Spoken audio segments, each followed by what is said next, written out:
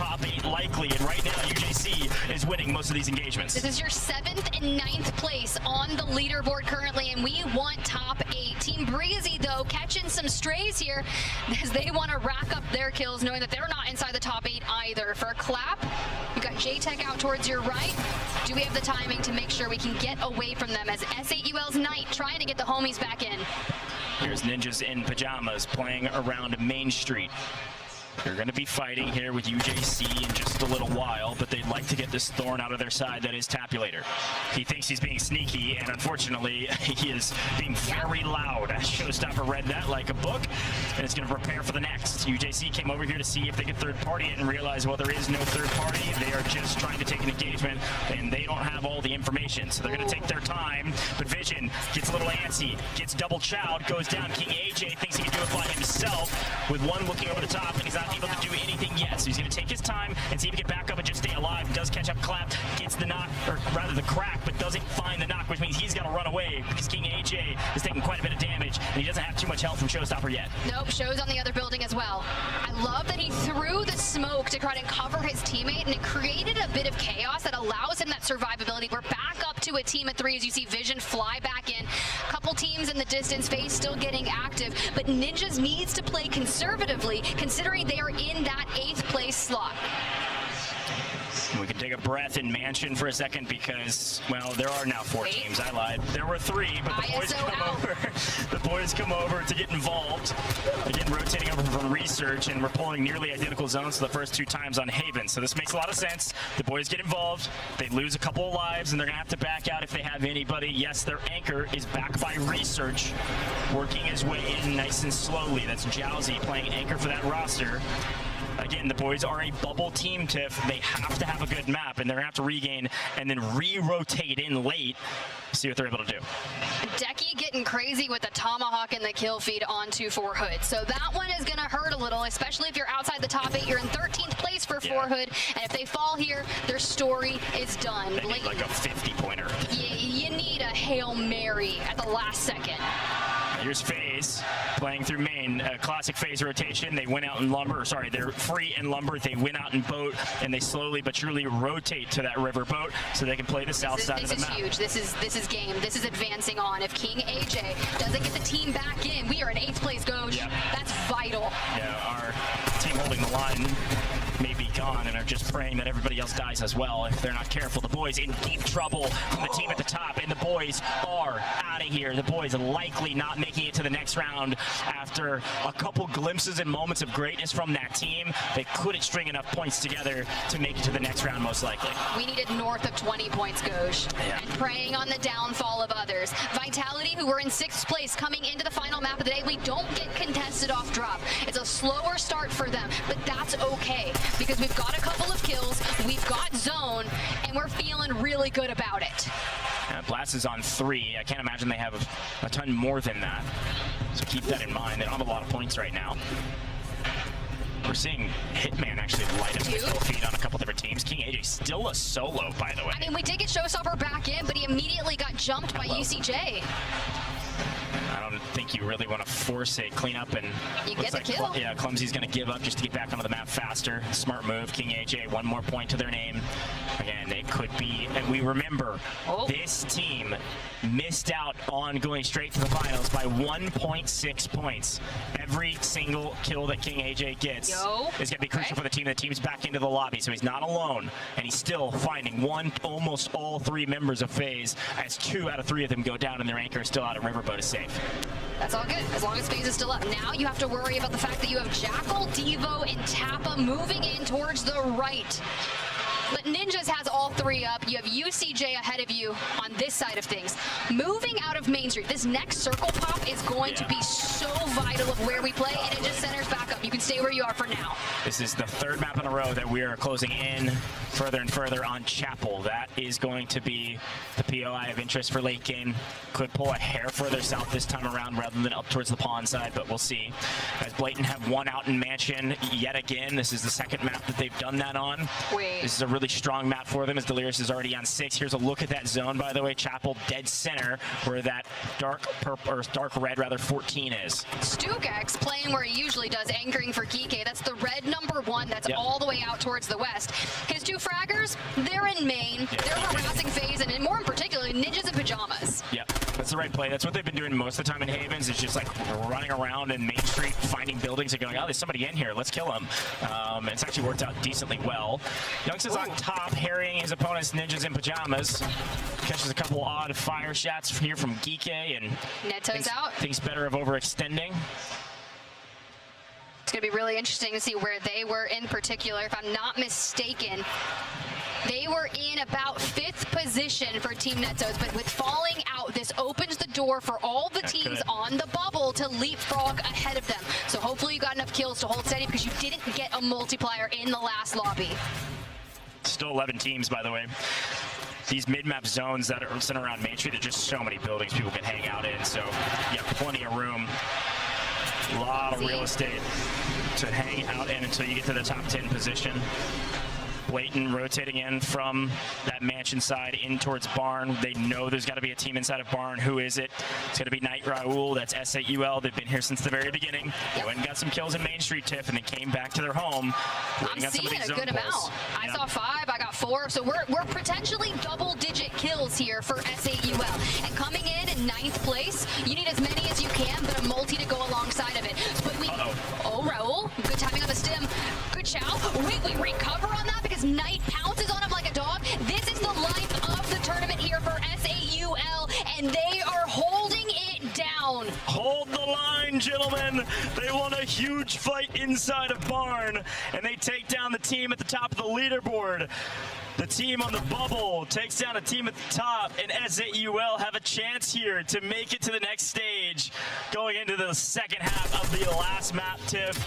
What a big win at Barn. They haven't won total north side, but a huge fight for them to decide how they want to rotate into the new zone as Barn is outside of it.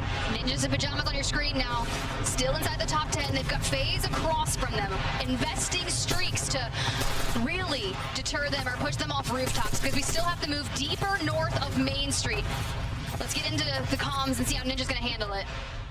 I mean, we're safe inside this building for now. I'm gonna try to make it in there. You should maybe get in there. I'm staying on the roof. I'm gonna try. Don't do it. Just let me try to get in.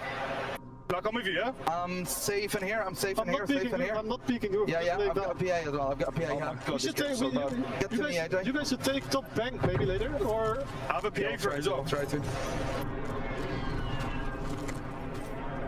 AJ, I'm gonna watch her back because there's no audio. Don't rely on it.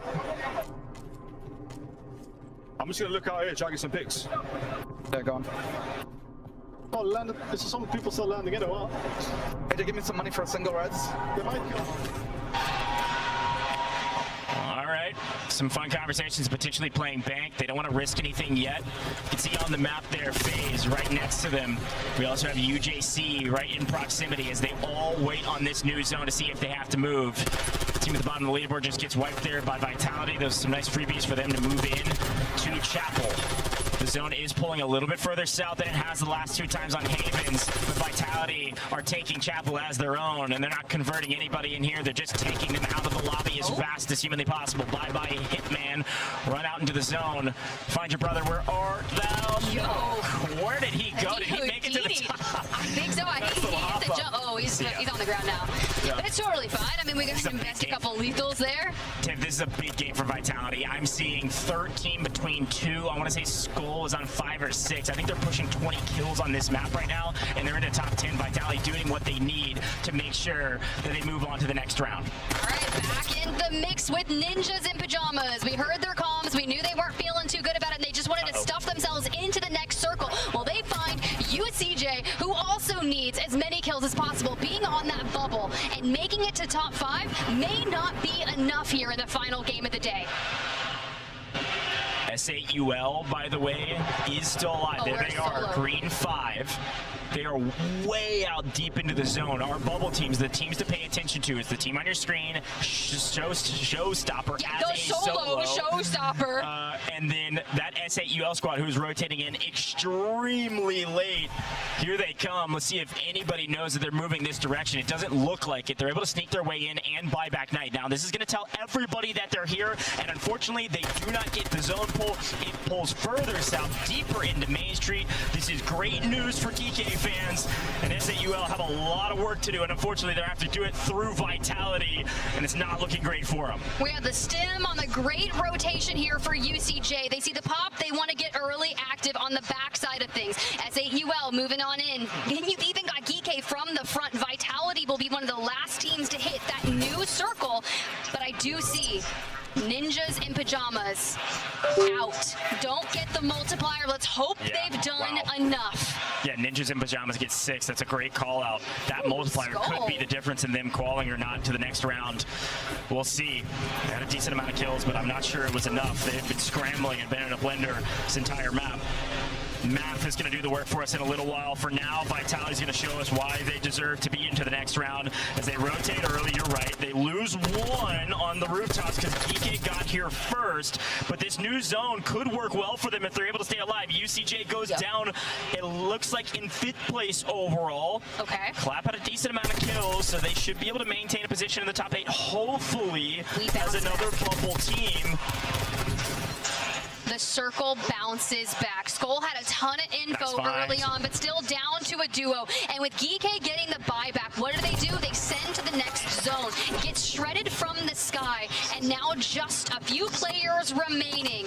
Wow. And Knight is a solo for S8UL, trying to eclipse. Remember, 9th place coming into this map, Ghosh. Yeah, honestly, this is such great work from S8UL to even stay alive to this position, being a top 5 team. They had to go through Vitality, but Vitality's getting shot by Geeky so much that it allowed Knight an opening to sneak in, make his way into the top 5. So you have a solo for FaZe, who then wipes S8UL. Knight is down, but again, he got the best multiplier he could. That might be enough for him. It's going to be extremely close, and it comes down to Vitality versus a solo from FaZe down below. Vitality will be making it into the next round with a last map victory. Haven's Hollow is theirs. Brilliant job for the boys over at Vitality. Not contested early on against the boys over at Train Station. So were they able to find enough kills to make the 1.6 work? We knew they were pretty well into the top 6 or so prior to this match. So even just a solid performance from Vitality gets them to the next series. Yeah. You can see you got the coach right there checking some things. He's pulling the phone. He's like, where's the scoreboard? Obviously we're good, but how good was it? Look, that was a group effort from Vitality, but I'm just going to say it. Skullface is that guy. Well, there's Sage's mom in the back right there too. I know Reflections was talking about her. I love when the parents come out in such kindness and support.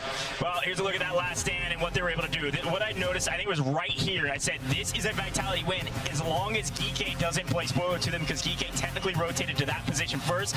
Then Vitality get the zone pull, and UCJ land on top of Geeky, forcing them to pull back and actually wipe UCJ, which gives Vitality the room to actually rotate over for new. Skullface is there early, Blast playing support on the backside, and luckily there's no other teams at 3 on the map, so they're a duo. Everybody else, this team of 3 that comes back in, which is Geeky, get the buyback, but they get immediately picked off when they fly back in. So because of that, Vitality have the advantage start to finish in these final couple zones. I know, and Knight picks up 1, maybe 2 right there, each worth 1.4. We know what it happens, right? Usually if you find yourself outside of a qualifying position, it's by less than 1 or 2 points. So every kill matters in a situation like this after you've hit one of the highest multis you can get. And I think it's notable, the team that's not here in the final 5 Ninjas? is Ninjas in Pajamas.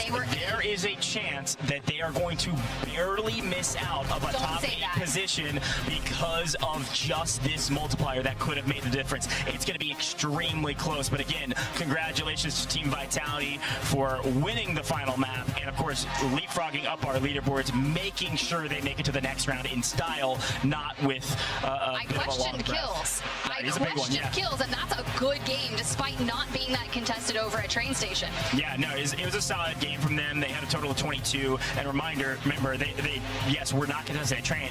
They then rotated over to Chapel and killed like 3 full teams inside of Chapel. So a lot of those kills came from that, and they picked up some in transition into the last couple zones. So a great job from all 3 of these guys. This was a team effort, and Skullface did a really good job to stay alive at the end and play spoiler to some of these other teams that could have grabbed that win. I mean, they got 2 wins on the day as well, so to show that they can convert into wins and get the 1.6x multi, they're looking good on Havens. Rebirth leaves a little to be desired, but that's okay because you can tighten it up before the next series. So the big questions is who's made it over into the next round, and there's a lot of teams that I don't know. Taylor, I don't know if you have intel. Don't give me the secrets if you have all the details.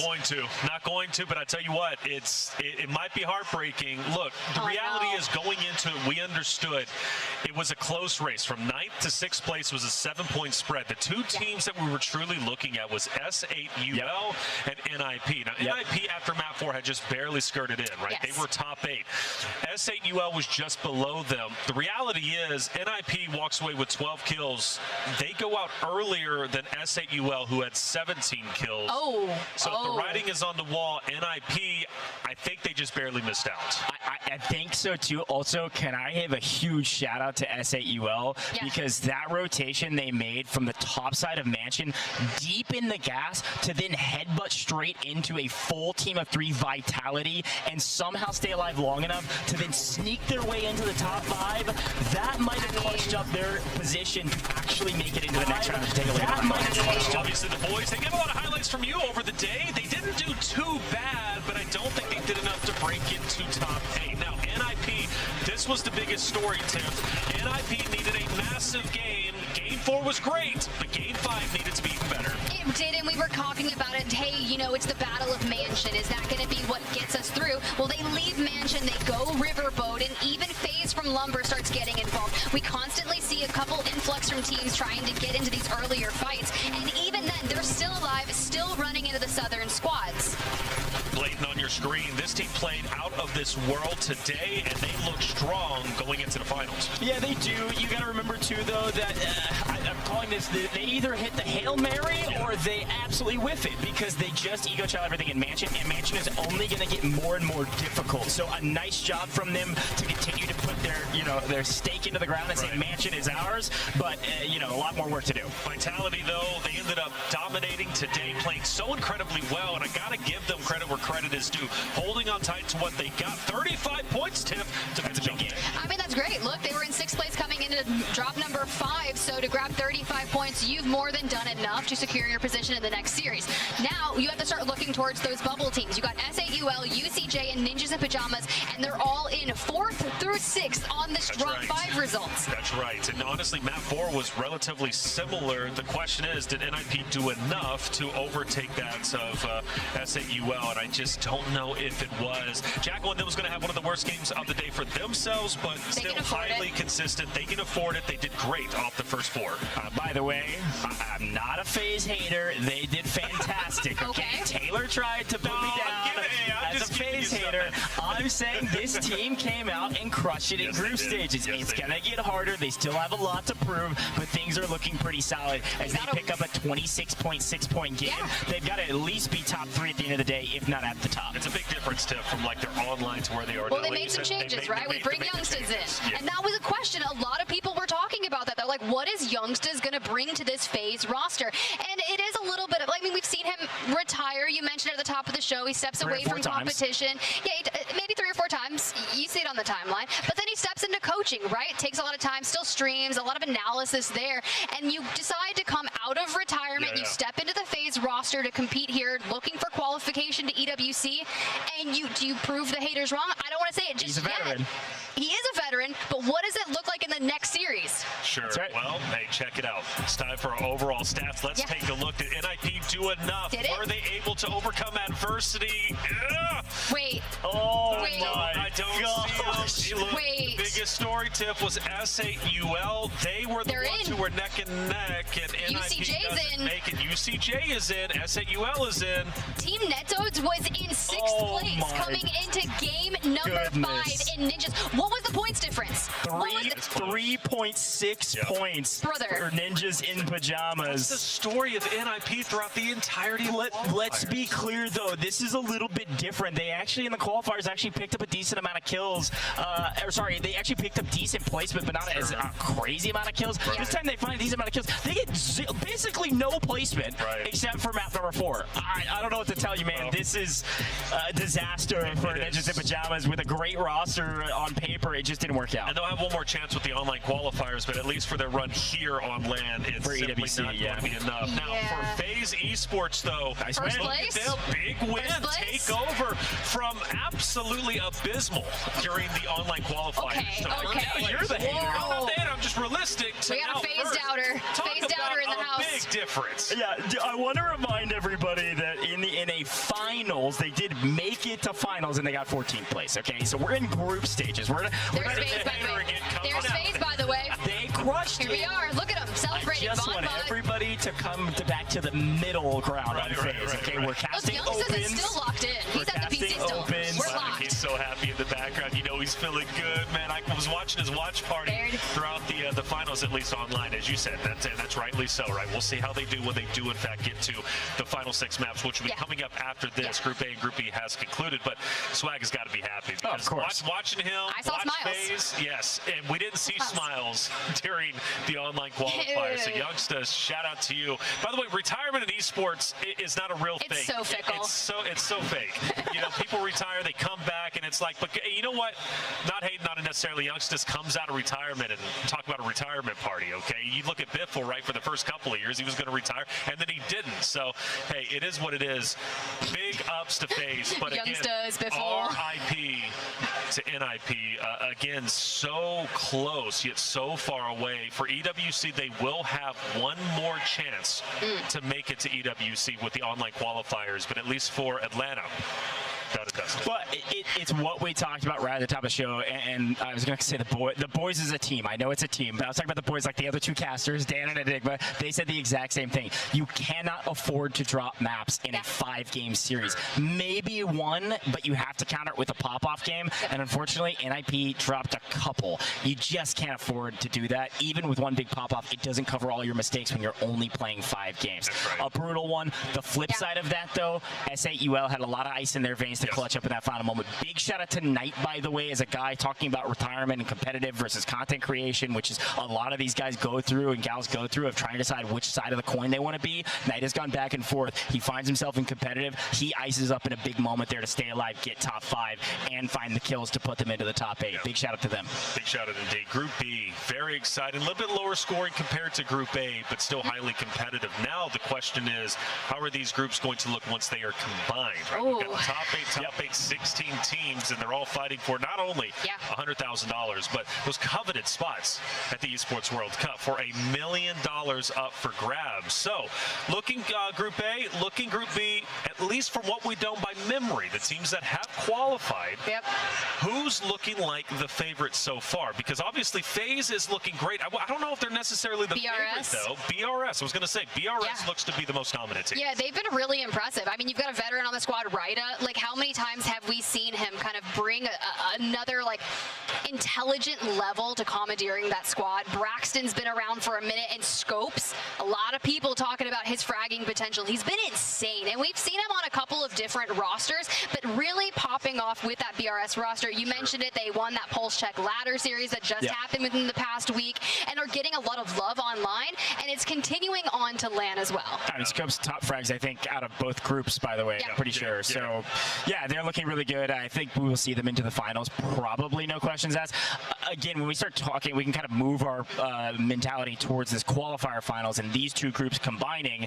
It's kind of the same thing we just talked about. We're back to 16 teams on the map, so there's less room on the map. There's going to be more contested drop spots. There's probably not going to be a free lumber wide open, or even if there is, there's going to be more people in the area, more people in coal, more people in research. Like, everything changes when we're back to 16, and everything changes when these two teams, or two groups rather, join together, because, well, everybody somebody might change up their drop spots, of course, besides Vitality. Well, and Control, we've only seen, what, like 1 or 2 teams going to Control in both groups. This time around, I think it's going to get a bit spicy. Could be. Maybe 3 or 4, plus those Stronghold teams, anchoring down, sending them Control. I think it's going to get a little bit weird. Vitality, I'm sure, is going to be ready for it. However, Group A, Group B has concluded. That leaves now our finals for our open LAN. Who's going to make it out? We'll start getting your predictions in the chat. Get ready for it because it's going to be coming at you soon after the break. Lock in, load up, and let's make history. Target from above, the shots are firing. Fight's coming thick and fast and furious. Today is about legacy. Guess what? You thought you were safe? Everyone who's falling into this guy's sights is dying. Twist and light! They do it to the very end! It was patience all the way through!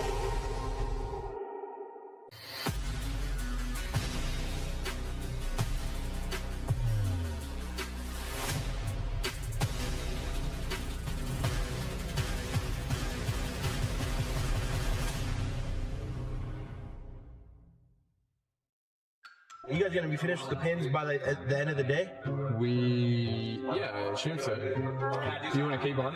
No, I want to see where everyone's going.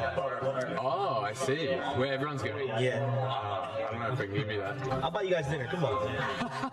I want to put my pin here because that's where I land. But can I troll and put it here? Yeah.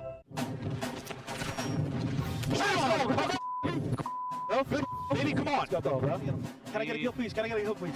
Can I kill him? Please, please, please, please, please. Please, please, please, please, please. Why did you want kills? Yo, chill. Where is he? Where is he? He died. Let's go, baby. Hey. Can you, bro? Come on, go, please. Let's go. Oops. Crack the money away. Come on, like you said. Come on, baby. Come on. What do we say? Huh? That was our game. Come on, baby. That was our game. You called it. Come on, baby. Told you, kid. It's our game, baby. Come on, baby. Like more. Il a allez, No! Bien joué les frères. Nice. Bien joué les gars. Bien joué, bien joué. Come on. Let's go. Bien joué. Playing myself, hold on. Watch out. Nice. Hey, baby. Hold on.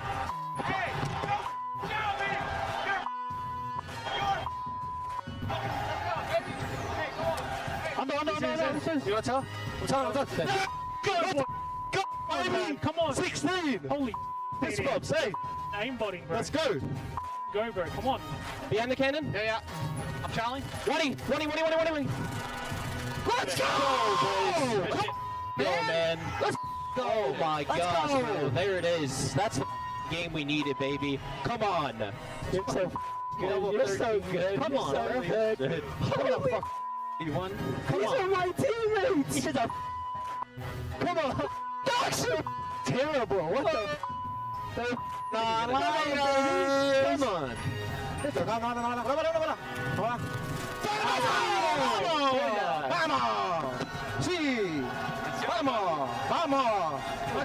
What's up? I'm killing this house. Nice, come on. It's all over. Come on. I thought it was over. Come on, finish it. Come on. That's what we needed. Hey, let's go, baby. Let's go, baby. Get the out of here, my boy. No plate. We literally against the wipe those kids. So. Nice! Come on, Mika! Come on, Mourel! Voilà! Très bon, ça, les mecs! Close! Nice! Come on! Crack! Ici, Let's go, les gars! Come on, les gars! Let's go! Come on, G! Hey, we're here with Team FIFA Kill and FIFA. You gotta tell me who your teammates are.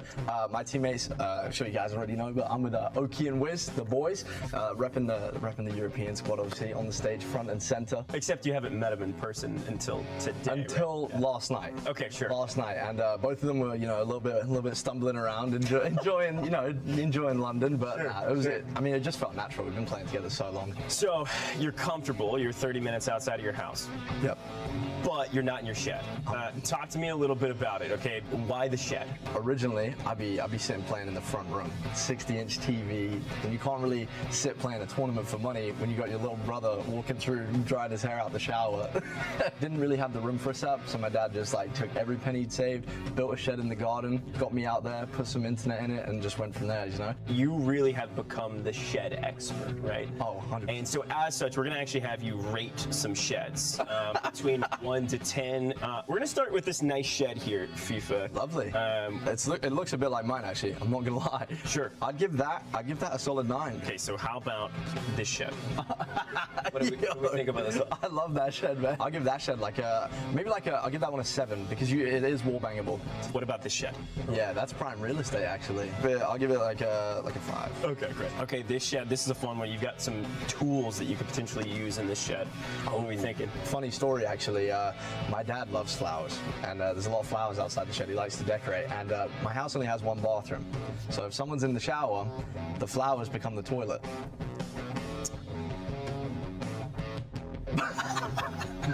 Well, FIFA, this has been an incredible interview thus far. Really wish you the best. You and the boys, I think you've got a great chance of winning it. Thanks for rating those sheds. A lot of fun. So thanks for being here. I appreciate it. I'm not a shed connoisseur like me, so I wouldn't. Why am I here? No, come on. Final shout outs to the Shed Gang. Anybody you want to give a shout out to? Obviously, shout out to my dad. He's my number one, my best friend, manager, dad, obviously. Shout out to the Shed Gang, supporting me every day, getting me here. I mean, obviously, I wouldn't be here without you guys, so thank you very much for that. I'll see you guys out there. Hopefully, put on a show, and I'll see you tomorrow. Ladies and gentlemen, I am here with Omid EU, and that is going to be Heeds, Gromolok, and Enkyo, and we're going to do some interviews today. But before we get into the questions, gents, how about you introduce yourselves? Ok les gars, qui veut commencer? Vas-y, à toi. Ok. Bon, on leur dit truc classique au début, tu vois, on rigole un petit peu avec lui et après on va commencer à le troll un peu plus. Vas-y, c'est bon. So yeah, nice to meet you, Andrew. Thank you for having us. I'm Gromolok, and I just happened to be pushing button on my controllers, and now I ended up in the World Series of Warzone. Okay. I'm Enkyo, I'm living Lyon pour les Lyonnais, and it's up. Hey, I'm Heeds, and I'm here because I love the sun. Okay, so I think you're selling yourselves a bit short. I know that you guys are absolute killers on the battlefield, but we'll head into the next question, I guess, and that is, who do you think is your biggest threat in this competition? Oh, interesting question. Ok, donc là il va falloir que je pense qu'il attend une réponse. Les Falcons, Soka, Biffle, Shifty. Comme tout le monde. C'est sûr. Comme tout le monde. Viens, on les dit autre chose. Vous avez peur de On dit qui? De personne. Zach 7. Zach 7. Zach 7. Ok. Yeah, interesting question. You raised Andrew. I think has to be Zach 7, the French player. The other French team, Demon on the map. Pretty sure about that. Sorry, Zach 7? Yeah, Zach 7, yeah. Okay. I swear I heard Soka Falcons, no? Oh, no, Okay. Who's that? So, sorry, Zach 7. Zach 7. You're the French team in the competition. That's your biggest threat here. Oh, I think everyone's sharing the same thought on that, yeah. Okay, so a lot of teams coming into the World Series have prepared a drop spot for this. Can I ask what yours is going to be over this weekend, boys? Yeah, interesting question. Give us a sec. Ok, bon, question sur le drop, pas très intéressant, tout le monde sait qu'on va à manoir et personne ne conteste, de toute façon tout le monde a peur de nous. Bah oui, clairement. Je pense qu'il faut pimenter un petit peu la chose, on va aller répondre à autre chose. Popov. Ouais, c'est bien ça. C'est bien. Yes, Andrew. So, yeah, we decided to change landing spot for this tourney. We're actually contesting Popov. Yeah, Popov Power. Falcons, you must be contesting the Falcons then, right? Oh, the landing Popov? Yeah. No, contesting Zach 7. Yeah, because we want to get rid of him from the beginning, because I think this is a threat. So I didn't even know Falcon was landing Popov. Okay, so contesting Zach 7 at Popov. Probably should have paid more attention in French class. Let's do one last question then, and that is, what is it that you boys have to say to your opponents in this tournament? Yeah, very important question. Okay. Bon, qu'est-ce qu'on lui sert comme sauce? On lui sert un truc hypocrite ou... Ouais. Je pense que ça peut être bien ça. Ouais. On les bait, on fait croire qu'on est des gentils alors qu'en fait... on est là va les pour... exploser. C'est parfait. Yeah, good question, Andrew. We are pushing good values. We're here to make good memories, good friends, with the competitors. Okay. Whatever the result is, we're just happy to be here. Okay, well, that was very wholesome and friendly. That's very nice of you guys. Usually people would take that opportunity to talk a bit of smack, but it's... Wait. I'm gonna try the truth. We are all coming for you. No one is safe. I will show no mercy. Okay, so that was OmiTU here at the World Series of Warzone Global Finals in Las Vegas, and I can't wait to see what they do on the big stage. What's up, everybody? I'm Dandro, and I am here with Team Aiden for the free-for-all. I'm going to be asking them a series of questions to appease me. Whoever has the most points at the end of our fun little game will win this briefcase. What's in the briefcase? I don't know. Neither do they. Nobody really knows. We're going to find out at the end. Kicking us off, you have to use one gun for the rest of your career, but it can be from any point in the history of Warzone. What gun are you choosing to use? Aiden, I'll start with you. I gotta go FFAR to do it all. I'm going with the Modern Warfare Car 98. I gotta go with the Prime AMAX from Verdansk with the T-Pose sight. For sure. T-Pose sight. Need it. I'm gonna have to go with DJ on this first one because you included the sight. That's a little bit of extra thought, and I love the AMAX because I'm not great, and that gun made me feel awesome. Next question. I want you guys to boast. This is a little bit of a confidence builder here. What makes you the best player on your team? Honestly, just patience. I mean, if we're going off the past couple weeks, the scoreboard, I mean, the top bracket leaderboard and everything.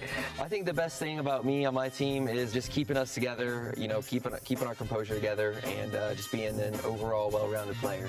I told you to boast, and only one of you actually was a little bit confident in your answer. So, Z Smith, I'm giving that one to you. Next question. What is your favorite Warzone map and why? I'm saying Caldera. I just felt untouchable. Such a default answer, right? Like, I'm gonna go Verdansk. Too many memories made on that map. I gotta go Prime Verdansk. All right, and how about you, DJ? I don't think a lot of people are gonna like my answer, but I gotta go out Mazra, bro. None of us would be here today if it wasn't for the success of the original Verdansk. So, Aiden, I'm giving that one to you. Good job. Yeah, 1-1-1. All tied up going into the last and final question. Now, this one I'm gonna have you get a little physical for. You have just won the World Series of Warzone. Show me your victory pose. Aiden, I'm gonna start with you. I'll just hit the gritty, yeah. Hit the gritty right into the trophy. I'm out of breath now. That's all I got. How do I top that? Why'd you let him go first? Riley, Mr. Z Smith, we're going to you. First, I'd probably, dap up my teammates real quick, be like, let's go, and then I'd stand up and be like, I just have to get up and just, say everybody with a slight little flex,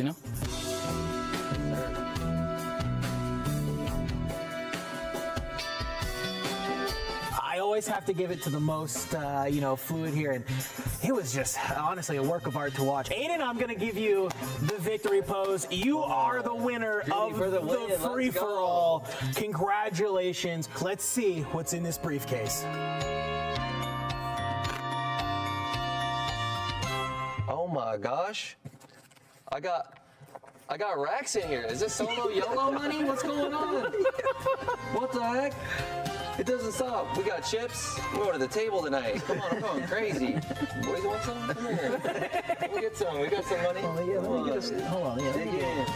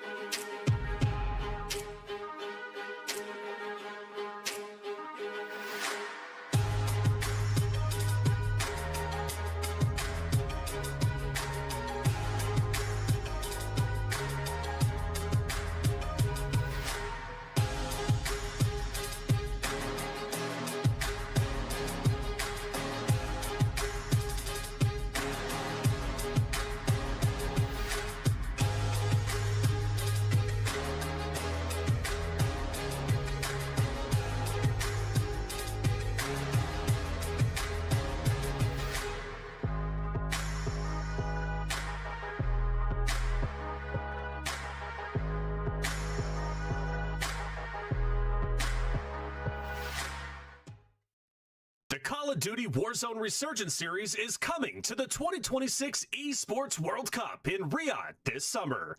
32 teams, $1 million on the line.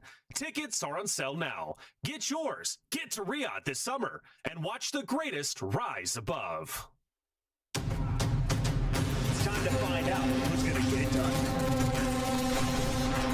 It's about to get spicy. He is shooting memes right now. Your Call of Duty Warzone champions. Today, you show your opponents they don't stand a chance. We have the best players from around the world under one roof for the ultimate showdown. They are ready to prove themselves once again, so get loud and get ready.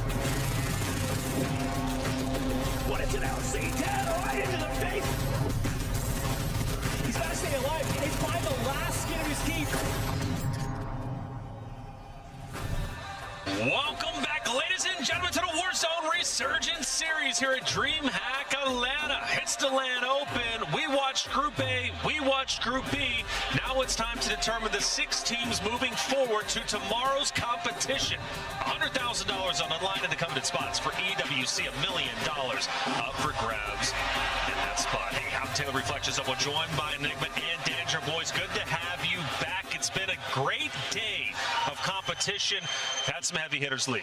AG, NIP, but that's the way the competition goes. But now we know our top 16 teams currently who are going to be playing in the next round 2 stage. Enigma, what's going on?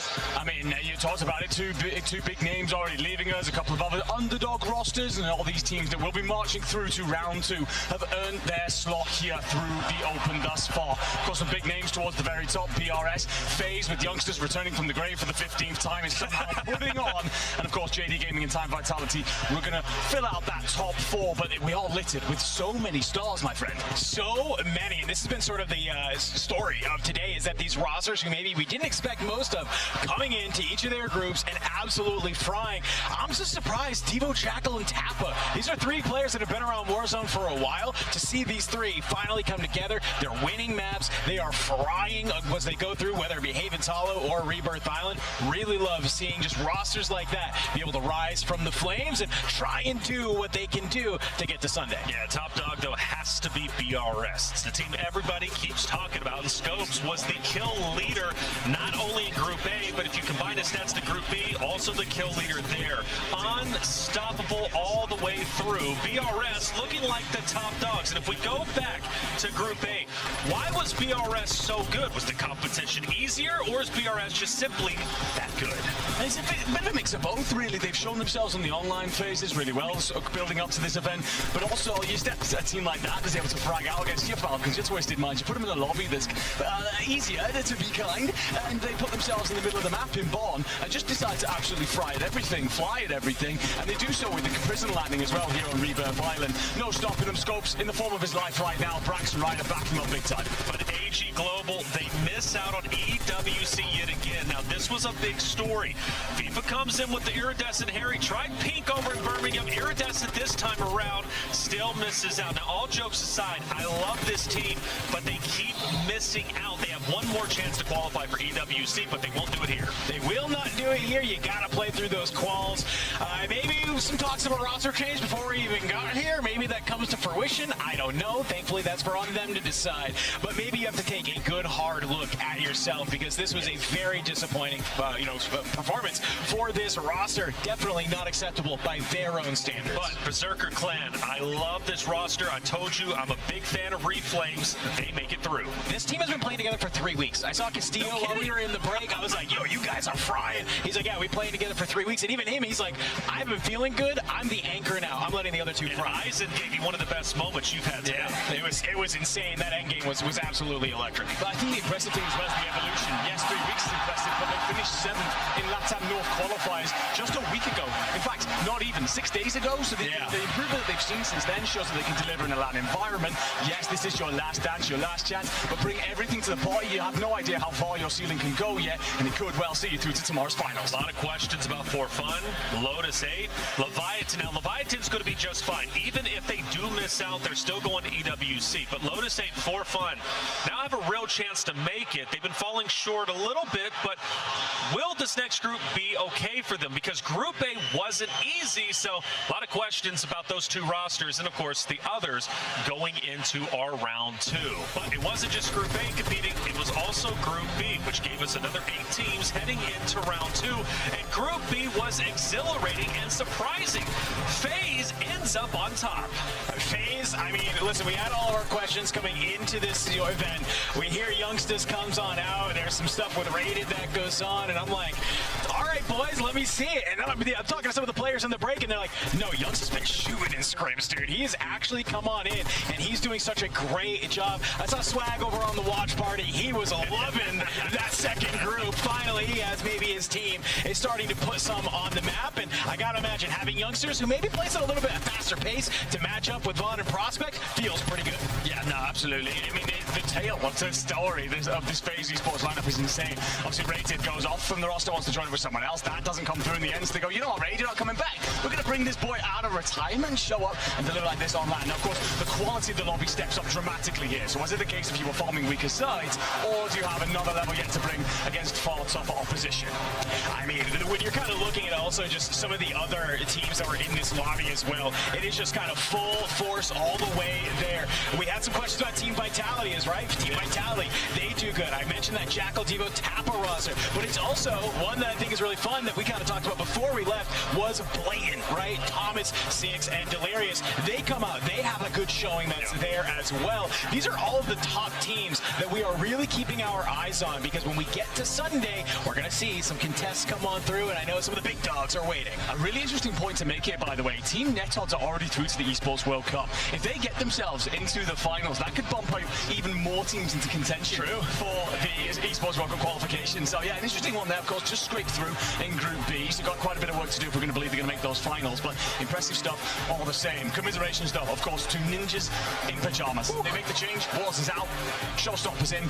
I would say it's made very little improvement in the roster. In fact, if anything, they've maybe taken a step backwards. I mean, it was a short time change, right? That happened just before this event. They'll still have the EU qualifiers to make their way on in. I think when we see a lot of these teams who've already qualified, they'll be just A-okay. But it was a lower scoring group as a whole compared to Group A. Now, not by a crazy amount. I know BRS, they ended up blowing everything out of the water, but was this a harder group? Like, if you had to compare the two?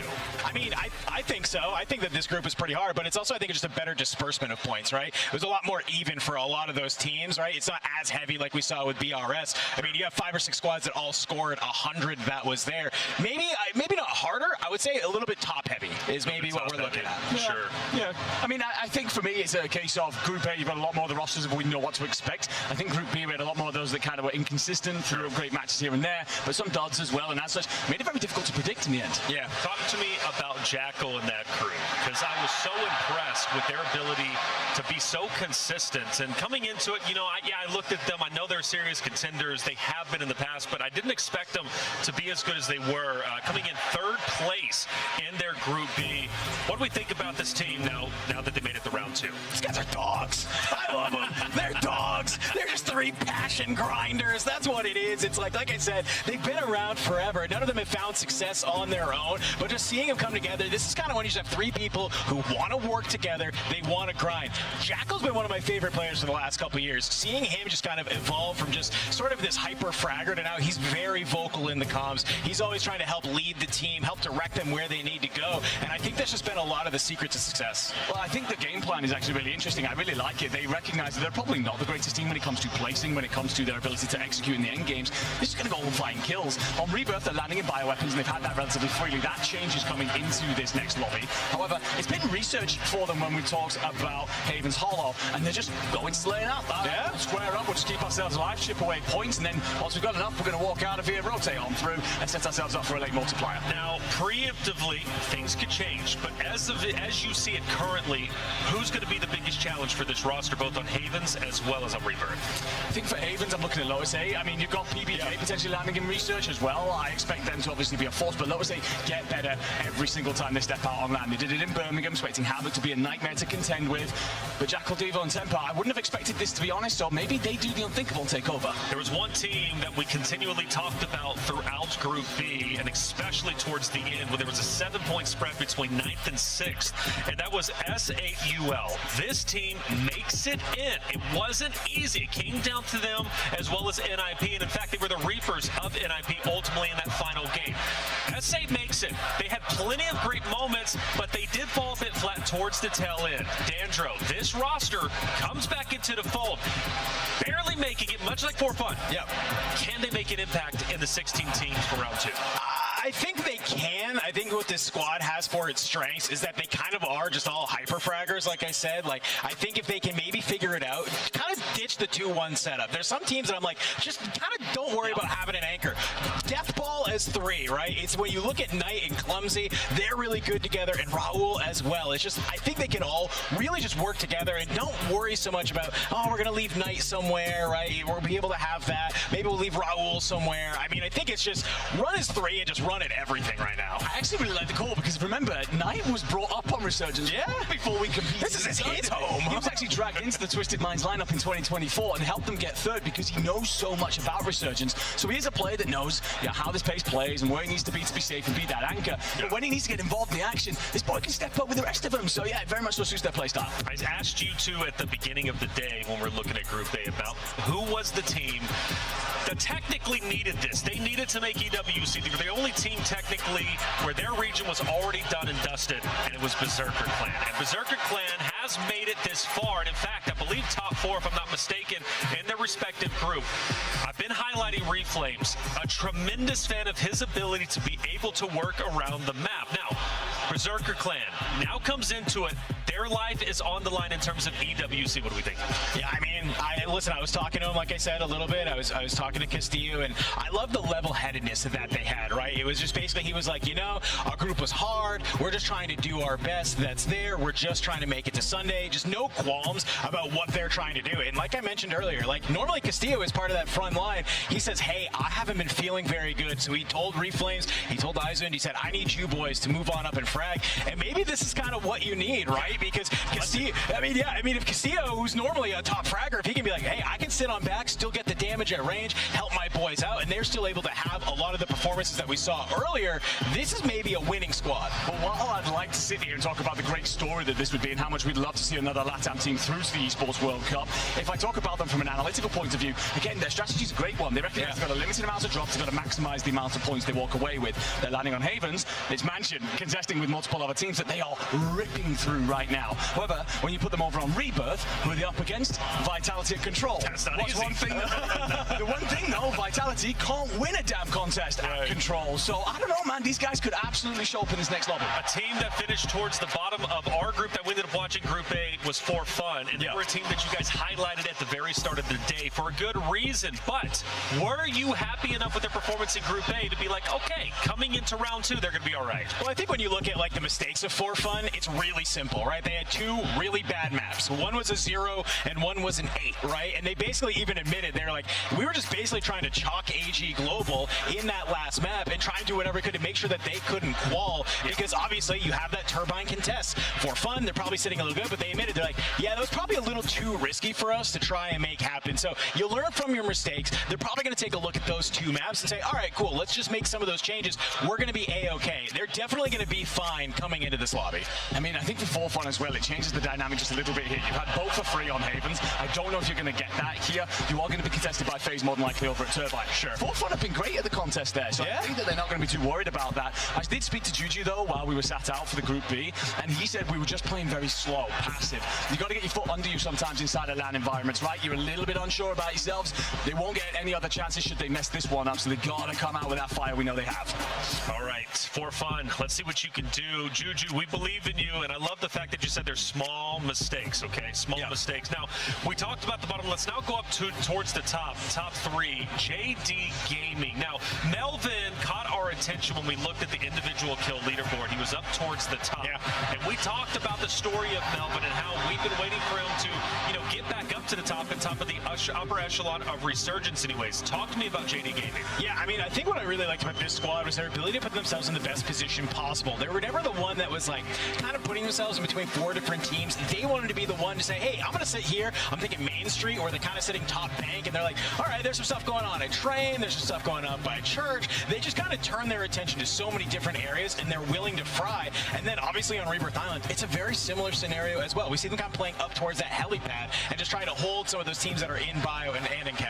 Yeah, no, I mean, this is an FLS thing that he does. He puts his players in the best possible position to fry out. I expect them to make a landing drop change here. I expect them to move away from Main Street because we're already going to have UCJ there, For Fun and Bo, Godlike and GK down the gazebos, who then get pushed into resurging in Main Street. I think he's going to go, okay, you know what? That's a chaotic place for Melbourne and Slappy to be. I actually want to go on contest phase over at Lombard. We have experience there previously. In fact, we've looked great there previously. So I wouldn't be surprised if that ends up coming through. Of course, when you talk about their performances is on Rebirth. They've been really solid here. They've walked away with a hell of a lot of points in the past, as long as they don't have Falcons. Well, of course, they aren't in this lobby, so JD Gaming at Chem could be a dangerous team. Netods, though, a team that barely skated, and I mean just barely, comprised of 3 members. Now, these 3 members, I don't think, correct me if I'm wrong, you boys are doing this nonstop. I don't think they have the biggest names when it comes to Warzone scene. Stand to correct me if that's going to be the case.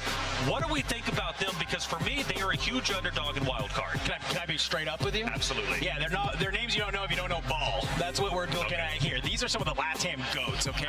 These guys are coming in. Chat's mad at me. I'm saying, LATAM region, I apologize. Let me give your love, because the Latin American region, I've been a huge fan of you guys since I was in another esport. I apologize. These are the goats. Their notifications are about to be very busy. Very busy. Well, Netods, Vita, and Tequila, what I will say, they have been, I mean, Netods, of course, having success last year with the EWC, or relative success anyhow. For Vita and Tequila, it's been a little bit of a mixed bag. They have all consistently appeared on Big Map, however.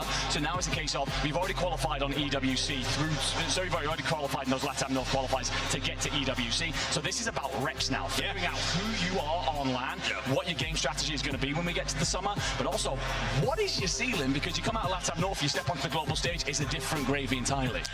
Was this the one we were receiving tweets about? They were like, hey, put these guys I think a little bit more. I think we're talking about just any of our LATAM rosters when it comes to that. They are very, very passionate. I think for this roster, it's about kind of gaining some respect, right? LATAM's been coming on up in the past couple months, and I think that this is a squad that says, hey, we deserve. They obviously make it through the quals. That's a great first step, but now they're trying to get some more recognition on this. Because I've been hyping up Berserker Clan, obviously Leviathan, so obviously now I'm putting them on my radar, but they did come in at 16th. They're going to have a lot of work ahead of them if they want to try and make an impact in round 2. But I love this next one, the organization Godlike. All right, that is a big name, a heavy name. They come in okay. Top 9, look all right as far as I'm concerned, and a couple of big moments and a couple of heavy hitters on the squad. Yeah, it's an interesting one because they've had a lot of drama building into this tournament. However, we did have a chat with Nate Dogg in between, and he was kind of like, look, we don't care about that right now. We're just locking in for this tournament. And I don't think they've ever looked better, to be completely honest with you. Intex has come out with a lot of kills to kick things off. That's going to help to calm his nerves. And yeah, I'm really looking forward to seeing what they do in this next lobby. Yeah, I mean, I got a chance to kind of catch up with Tekka as well, and he was just like, hey, we had a nice little long talk. We all realized if we're going to commit to Atlanta, we're going to do it. We're not going to do it half-assed. We're going to all just figure it out. We're going to work together and move forward. And maybe that's all you needed. This isn't one of those rosters that you just need a little heart-to-heart. You fix some of those mistakes, you come in all aligned, and now you look like a brand new team. And we're talking about expected landing spots here. Rebirth, they're actually going to get headquarters for free, we think, ladies and gentlemen. We're also going to asterisk next to this because teams changing up as they go. But headquarters, hell of a lot of space, a lot of loot. You're going to get your boy up in the watchtower then. You're going to be able to just casually pick players off as they rotate around. However, when it comes to Havens, they're going to be down in the gazebo corner. They're likely going to be fighting against Geekay, who looked pretty good in that last lobby. So maybe a situation where you get under the thumb a little bit early. They're going to avoid that as if again, you want to just bury the drama, focus on the game. We have 6 maps ahead of us. It's going to be Havens Hollow, Rebirth, Havens, Rebirth. That's going to be the order. Going to be a lot of fun. Look, one additional map might make a massive difference. You look at Group A and B, they were playing with just a total of 5 maps. You drop 1, you are in trouble. Similar story, similar vein when it comes to 6, but a little bit of extra leeway. But now you have the top 16 teams combined from Group A and Group B. If you thought the groups were hard, this is going to be even harder. We already are missing some of the even top dogs, I've said, NFB as well as AG. So these guys made it here for a reason. If they want to play for tomorrow, well, they're going to have to give it their all. It's going to be great. I'm really excited for this. Only 6 teams move forward. Predictions? Are we thinking BRS maybe still the top team? Who do you think wins it as a whole? Who gets first? I don't know. I just like Taylor, putting you guys on the spot. I'm going to be really straight up with you right now. I got a nasty caster curse, okay? I love all of these teams, so I don't know if I want to make a prediction. Can I just pick somebody who's like, I don't know. I was going to say pick somebody at the bottom, but if you whisper it, it's not like I'll tell you after. You'll tell me after? I'll tell you after. Chat. I'm going to go with BRS. BRS, see, looking fantastic right now. He grabbed it and he said, you know what? Hey, BRS, bro. Andro, just nervous now. As a confidence that they have right now, it's kind of, you feel it. We were walking by them earlier and after the lobby, and they're kind of like, look, we're just playing our game. We've kind of settled and peaked at the right time for this event. They feel like this is theirs to take. And they also get themselves into spots where they are shooting at everything. And again, it's 6 drops. You get yourself 1 or 2 big maps, you're through. So instead of winning it, BRS would like to pick solid. Who's an underdog? Who's one that finished outside of the top, let's say, lower in Group A and Group B, but you're like, you know what, 16s move forward, they barely skated in 6th.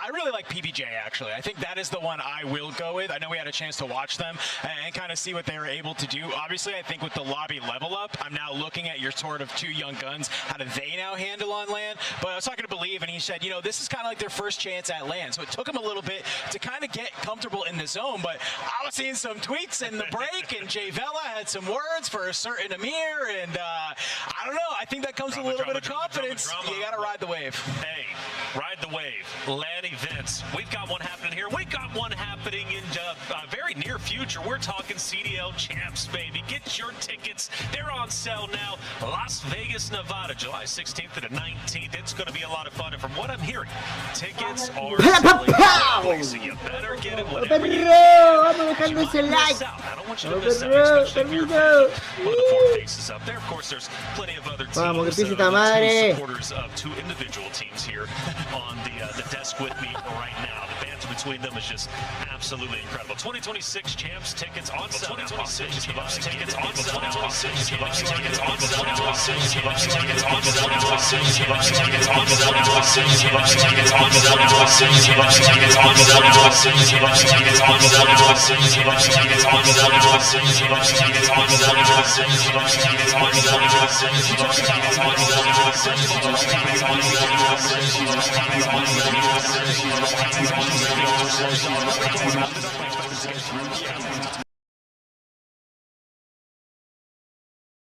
I think, again, Havoc comes online here, gets involved very much so in that research battle, and they just play around the solid multipliers. Again, Prison, they're very much like a BRX in the way that they're happy to just contest pretty much anybody, frag out, and let the multiplier do his thing. We covered nearly all 16 teams. Now the question is, who wants it more?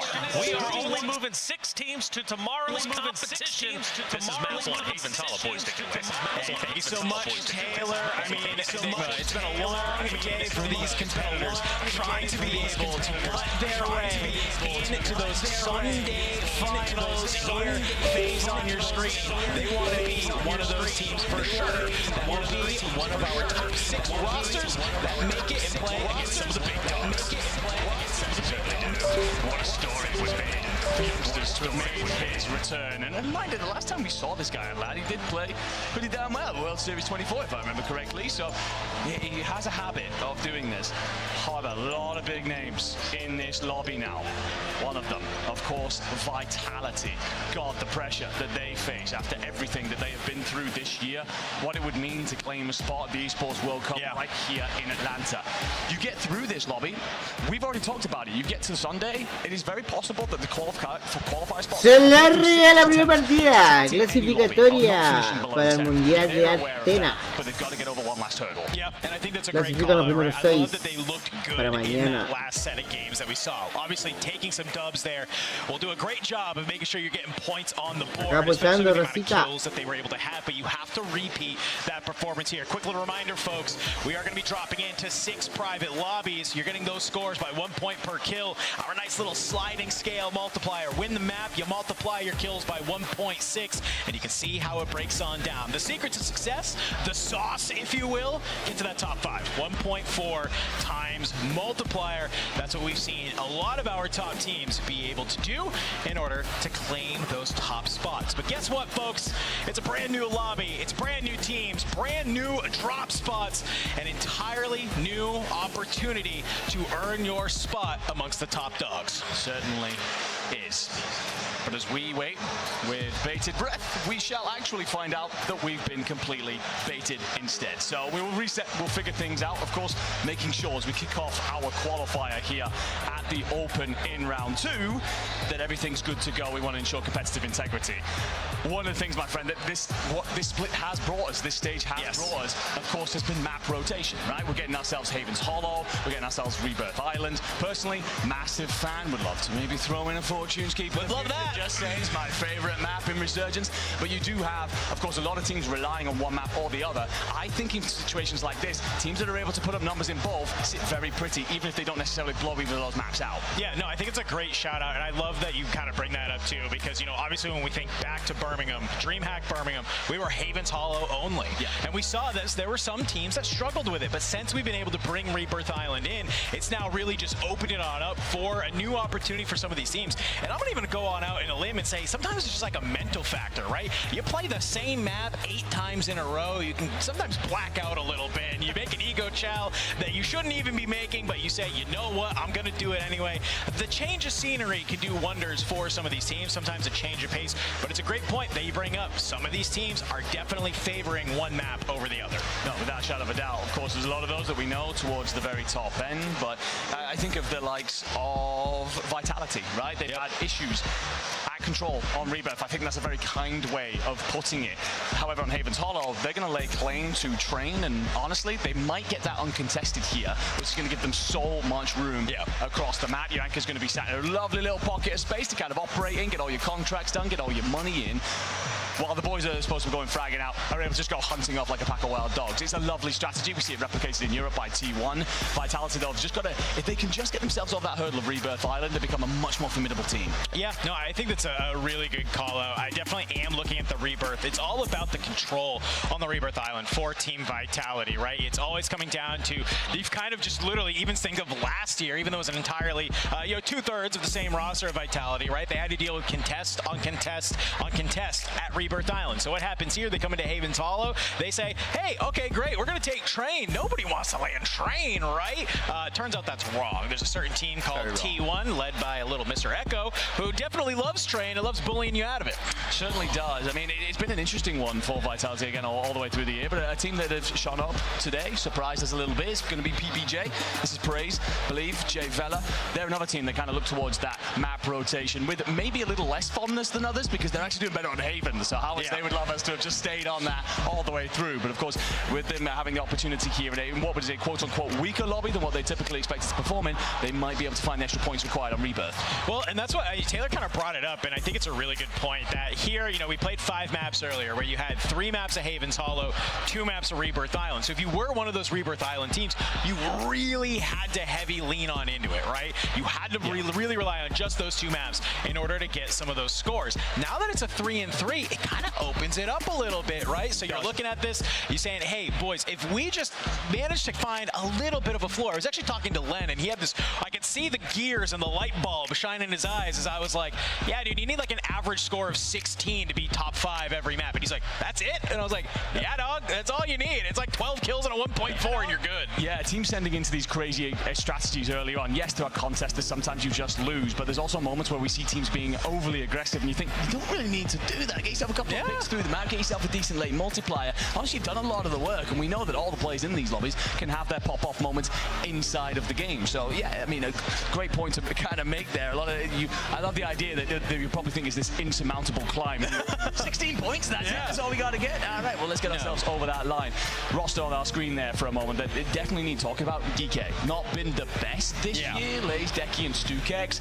I think that right now they're kind of hanging a little bit on last year's success as to whether or not they stay as a team. Would we expect them to walk through EU qualifiers next week if they don't qualify? Sure, but honestly, I think if you still underwhelm here, if you don't make tomorrow, I honestly wonder whether or not this roster begins to consider a change. It's a good call out, right? I mean, sometimes you can run the course as long as you want, but you also have to then have that understanding that sometimes you do need that change. You do need to kind of make something happen. That's there. We saw it with Leviathan, right? Where you have to, unfortunately, you say, hey, Castillo, unfortunately, we need a little bit more firepower, so you bring in Criminal God, and the next thing you know, this is a top roster that you have. Another person we saw on our screen not too long ago was Unrational. I love that Unrational. You know, he's kind of been, was this staple of Warzone competitive for a while, kind of falls off the map, gets looked over so many times by so many rosters, and then finally kind of makes his comeback here alongside his teammates, and now they're looking very, very good, right? I mean, Unrational, it's hard to ever count out Gary, that is for certain, and I love that he is here. He's back playing on LAN. Think back to the first World Series of Warzone when we were in Las Vegas playing underneath that continuity roster. roster alongside now superstar Dongi. Hey, he was a big reason that they were able to get there and end in, of course, I believe second or third. Yeah, no, I think it was second actually on the time. Yeah. So yeah, fantastic performance. Of course, that's a weird roster to think of back in the day. Dongi, Scumming, and Unrational. What a bizarre time that was in competitive Warzone history. However, he will be, as you said, rocking up here with J-Tech, with Claptic, and all three of these players didn't have a fantastic stage one. This is arguably the best that they have looked all the way through individually, and well, as a unit, they've now got the chance to book their ticket through to tomorrow. I'll be honest with you, that would be an underdog story for me. I don't see them getting out of this one, but stranger things have happened, and they're going to be landing in places like Main Street and Prison, incredibly busy areas that offer them a lot of kills. Two things I love in life, Andy. One, Call of Duty Warzone. Two, you Se viene, gente, se viene. Vamos que se viene la gran partida. Primera partida. Se larga la primera Haven Hollows. Vamos, racita, dejando su apoyo. Dejanos el like. Se nos viene Haven Hollow. Largaron. Vamos de Usamir.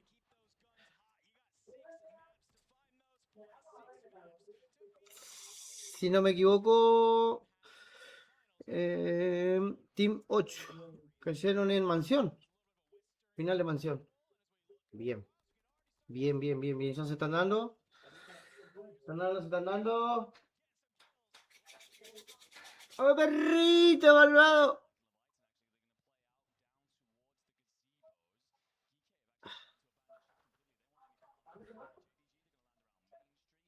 Primero baja, Amir muerto. Z Dark muerto. Criminal. Aguantando, Criminal.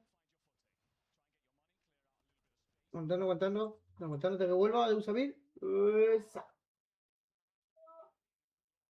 Bien.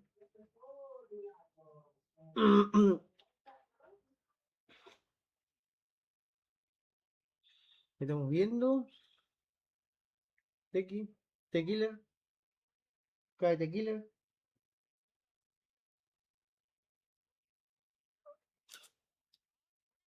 Next.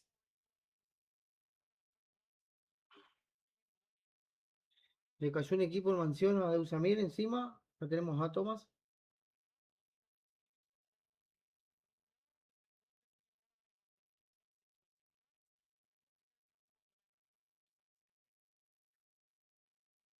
Está solo contra el equipo de Deusamir. Thomas. Lo tenemos ahí abajo, los corillos.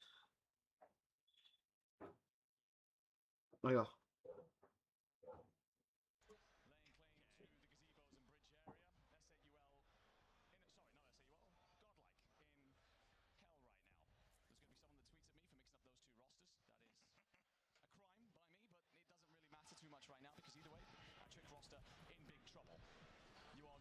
Just see again, a lot of these teams can try and find a pocket of space, build their way into this map, but for likes of Godlike, it's the worst possible start. You got to try and hit that regain early.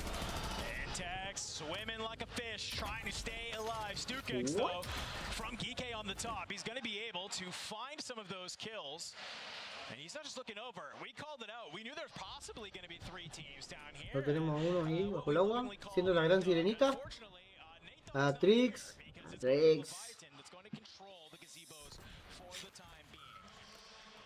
Ese equipo se va a dar full con el equipo de Leviatán, seguro. Se lo van a encontrar ahí adentro.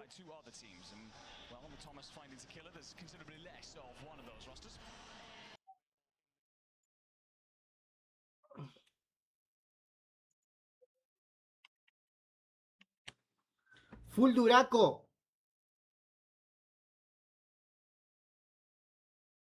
Ahí lo tenemos a Havox. Peleando con Leviatán. Missy.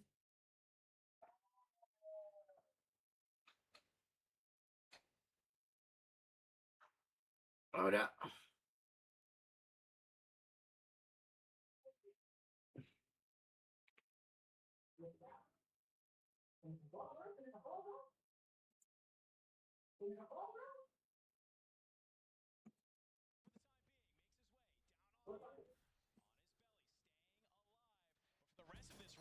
kind of making a gas play here on zone number 2. You're burning stims. This is not what you want to be happening, especially when you have FaZe lurking in the mist.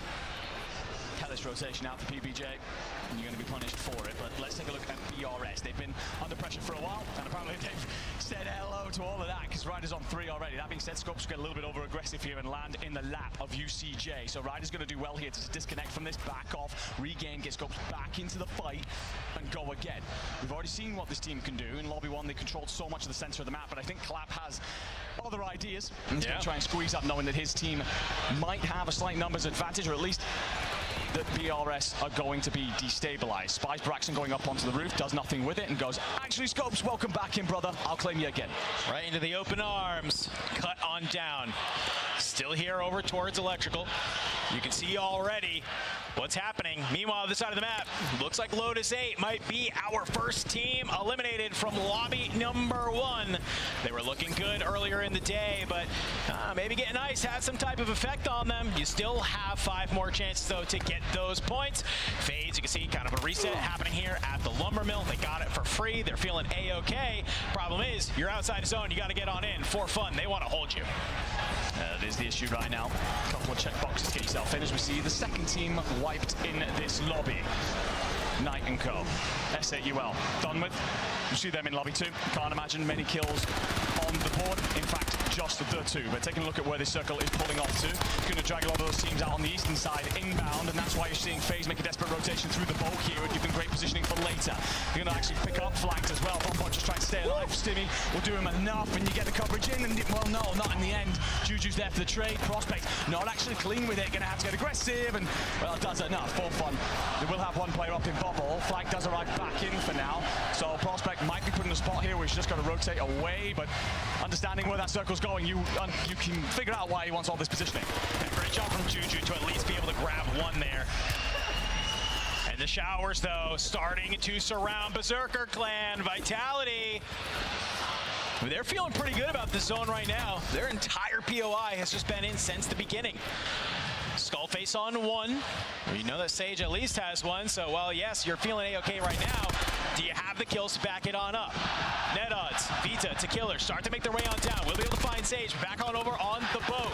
FaZe for fun continuing this battle. FaZe spread out though. I like the power position you've already been able to find flanked.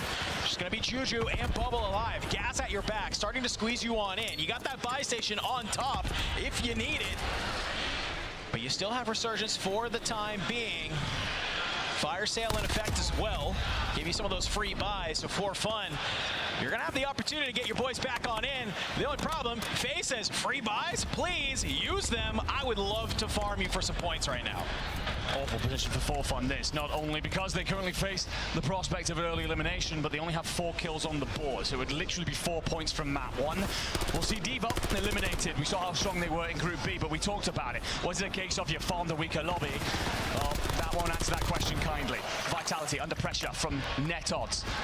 Going to slide round. Eisen does clear up Sage. Skullface instantly into the trade, but there are more bodies arriving. This is Berserker Clan trying to be able to fly him forward. Skull sprints on out. He's at least going to be able to find one.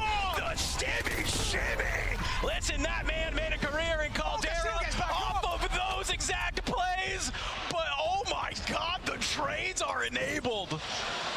How does Castillo get away with that? Basically self-raises right under his nose. Now his boys are going to get back in. Sage is just going to get the hell out of it. Keeps himself up, finds one. Great work. But doesn't get the finish, turns, does get the crack, and at least we'll get one kill that gets his boys back into the match. Man, Berserker Clan seeing that Vitality was a little too safe. Fly on over. Blast, though, playing on the off angle. You have Skull coming back on in. Izun tries to be able to sneak on up. He's going to find Purchase. Blast, drop. Skullface, last alive. Flying on in. It will be picked out of the sky. Reflames will claim the kill. And I'm pretty certain that is a Team Vitality making an early exit.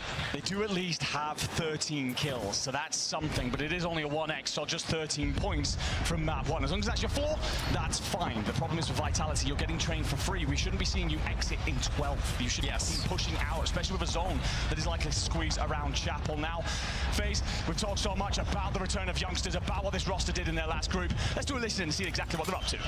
behind you. He killed someone on him. Okay. In bank. Yeah, bada bang, bada They're fighting in bank. Well, we can swing the ice. We can swing that bowling as well. Yeah, we can probably swing motel, backside motel. I'm going. Let's go. They're above us. Careful, above. Above where? Motel or We're good. Bang. Trying to take space. Hold on. Good. We can play all the way left. We can play all the way left. I'm in bowling. No, we should play all the way left. Let's get bowling. Come here. Play bowling. I'm on the close. One. I'm dead. Wow, he's above. Weak. He's on top of the roof. Last guy on top of the roof. Careful. Here. Here, you guys are good. We're good. Just chill. Play it up. I know. I have to reload. Yeah, that guy. One's right here to my left, okay? I can hear him to my left. He's laying down to my left. It should be Tekka. Just double. Right back. Comms are clear. They have a game plan. They trust in each other to execute it. They slide on in around bowling. They take the fight. It's some easy kills against Godlike. And you hear it's immediately the post-fight, the retreat, the chill. Let's go ahead. Let's regroup because we have to go ahead and do this. You've made it into the top 10. That's first step of the multiplier. When you have as many kills as FaZe does, being 8, you need to get a few more. You need to get to that 1.4. Certainly do. Talking about kills and multipliers, Leviathan, they will drop just outside of that top 10 with 11 kills in the end, so 11 points for fun. They will drop in 10th. They'll get the 1.2 multiplier, but not very many on the board. Slappy and Co. putting up a lot of numbers right now. They have 20 kills rotated in from the far side of the map. And you find plenty of damage out, but nothing in terms of a knock, nothing that will reward you with points. It's just pushing teams away from you. The zone ball isn't kind. You've got to make a crossing quickly. But you risk getting shot in the back here from FaZe. Oh, this is going to be tough. You've done the work. You found the kills. But can you get to the top 5? Can you even take the map win to take full advantage of them? You called it beautifully, my friend. FaZe looking to play a little bit of a spoiler here. But look at this. Lays, he's on the 2nd floor. He's been able to find Vonbot. It's just going to be the anchor in Youngsters, now alive from FaZe. How do you get back into this game? You have enough for one buyback. If you can find that buy, it's huge, but you know you have Lays lurking, and you have, of course, JD Gaming on to the outside. Blatant still in this white building. It's a battle against UJC. I'm looking at that kill feed. It's blue on to blue, and just like that, it looks like that's going to be Blatant eliminated. Only one more squad needs to go. First, get to the top 5. FaZe out. JDG starting to get active. PBJ going to play out of Chapel here. They'll be able to march on in with the gas. Got to be careful about how you time your stims involved inside of gunfights. Now all the boys will get themselves back to full health. Of course, the plate's being ticked away. Got to keep an eye on Braxton in through the backside. Number 12 are going to hold on to School right now. That would be your next checkbox if you can get there, and that's UCJ. And Braxton, I think, is going to try and hit some sort of miracle play through the gas. I wish you all the best, brother, but I don't think that you're getting there. Zone drags hard, though, towards bowling, and all the positions that everyone had found, that suddenly shifts. It's moving everyone across our screens. Well, just before Brax goes down, you see Melvin is wiped. So BRS is actually going to be able to get into the top 5, but here we go. It comes all the way down to the final 2 teams. Looks like it's going to be a classic 3v3 square up. Down below, it's Berserker Clan. Above them, UCJ trying to make a statement here in map number 1 of the qualifier finals. Reflames down below, plates going on in. Everybody trying to get into these buildings. It's going to be about who spots who first. You do get inside a brick, but Reflames takes it all the wrong way. You send it up the stairs. If you clap on Rash, you get the initial, and Ison goes big again. One more. Stick around though, and will be cut down in the end. My lord, it felt like Berserker had done something special yet again, but it will be UCJ rewarded for their patience inside of the school, coming out on top in the end, staying up as a full 3 just about after that battle with Blatant, and they get the trades on time. I tell you what, if Reflame been looking the other way, the correct way, that probably goes the opposite direction. If I had $1 for every time Izund has almost pulled out a miracle play, well, I'd have $2, and that's not a lot, but it's a weird coincidence that it happened twice in the same day. But for UCJ, they come out swinging and do such a great job to be able to end that game. Let's take a little bit of a look about how we got to that end fight, right? It's so many people just hanging out in the gas, including Berserker Clan. They're here on that train side still. They have the gas at their back. They're feeling A-okay, and I look at the positioning. It's Izund at top, Castillo down below, and just kind of firing shots deep. A little reminder as well of how much they invested in this play. They mugged this POI from Vitality mentality earlier on. So they get paid out, not only by the fact that the circle still keeps you in lakes, you get all that multiplier, but you're just picking squads off, but also think that they can come across. This rotation's hellish. The zone drag is sore for them, but everyone's dying on your screens, and the PA actually slices a gap for you to kind of rotate along the backside of. You're going to pick off lays, of course, and it's all about getting into brick. It's just about this final gunfight, and again, I think it's just COD timing at its finest. Reflame's looking a long way. Clapper and Rational sent it up the stairs. COD timing at its best. And yet again, in that sort of fight, BRS get a little bit blessed because JDG are the team that go out in 6. BRS do manage to get to that top 5. Feeling good, but it's this final fight where, like we said, you're maybe just playing for audio cues, but it's just a 2x2. Clap, Unrational, they're playing together. It's the double knock, and then it's just Izun who tries to line them on up, just not able to make it happen at the end. But what it does show us is that this Berserk Clan roster still feeling themselves after some early performances. What it also shows is that UCJ continue to have some momentum from their last games. Certainly do. And I tell you what, you said there was 2 things that you love more than anything. 1, Warzone. 2, me being wrong. And I said I'd be surprised if these boys get out of the lobby. And you know what, Gary? My apologies, man. Great stuff out of you. I am curious, of course, about how many kills you walk away with. Yes. In the end, that's all important to take advantage of the 1.6x multiplier. But looking at these 3, right? Smiles, celebrations. They know they're cooking right now, potentially booking their seat through to tomorrow's finals. Momentum is a hell of a drug, man. This is going to be a really fun lobby. I can already tell. Just given some of the movement that we have seen out of some of these squads already here in our first map on Haven's Hollow. But we have plenty of more games to be able to play. Taylor, I mean, a really fast pace map number 1. Some teams making their way back on in. Really fun. And a lot of heavy hitters from our respective groups falling flat, falling very early and only getting kills instead of the multiplier. But Izun, I just got to highlight him. I know he doesn't get that clutch. That man has been on fire today. So many highlight moments. This Berserker Clan really wants to go the distance and be the second Latin American team to be represented in EWC. UCJ, though, they get the job done, and they were a dominant roster throughout their respective group, continue to be a dominant roster here. However, I want to highlight PBJ first because you mentioned PBJ at the start, and we're like, hey, we got to talk about them a little bit. They have a great game. Yeah, no, really solid game from PBJ to kickstart this, and I think that's just that's a roster.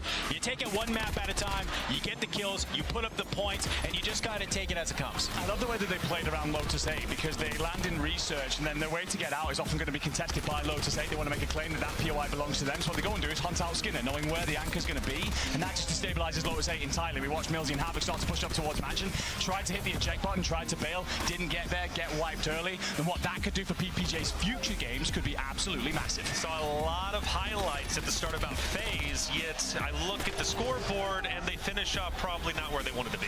No, I mean, I think the reality is like by the time we look at where FaZe is, the positioning, we say, okay, they're making it pretty deep in this map. It just wasn't a lot of kills to their name. You can see there are 9 kills, only with a 1.2, 10.8. It's not a bad map by any means if that's your floor, but you definitely would love to have more. Obviously, UCJ highlights them. JD Gaming out of nowhere, 6th place, 22 kills. Surprisingly, get the 2nd best total score despite being outside the top 5. Yeah, I think that's the Main Street buff, right? You're going to land in there and you're going to have so many things to shoot at, but also JD, they have seen this pit patch now where Melvin and Slappy have started to re-show some of that online form, very much so a dynamic duo around one another, and FLS is an anchor. He isn't scared to get involved. He reminds me a little bit of Brax. He's happy to kind of shoot over the top, especially with his Mark 78 that's able to dish out damage at range. His positioning is incredibly important in those, but he's getting it done, getting his boys those all-important points. Hey, it was fast, and it's going to only get even faster. Let's hop into map number 2, Haven's Hollow. Boys, take it away. Hey, thank you so much, Taylor. Second map at Haven's Hollow, my man. We didn't know what to expect from that first map.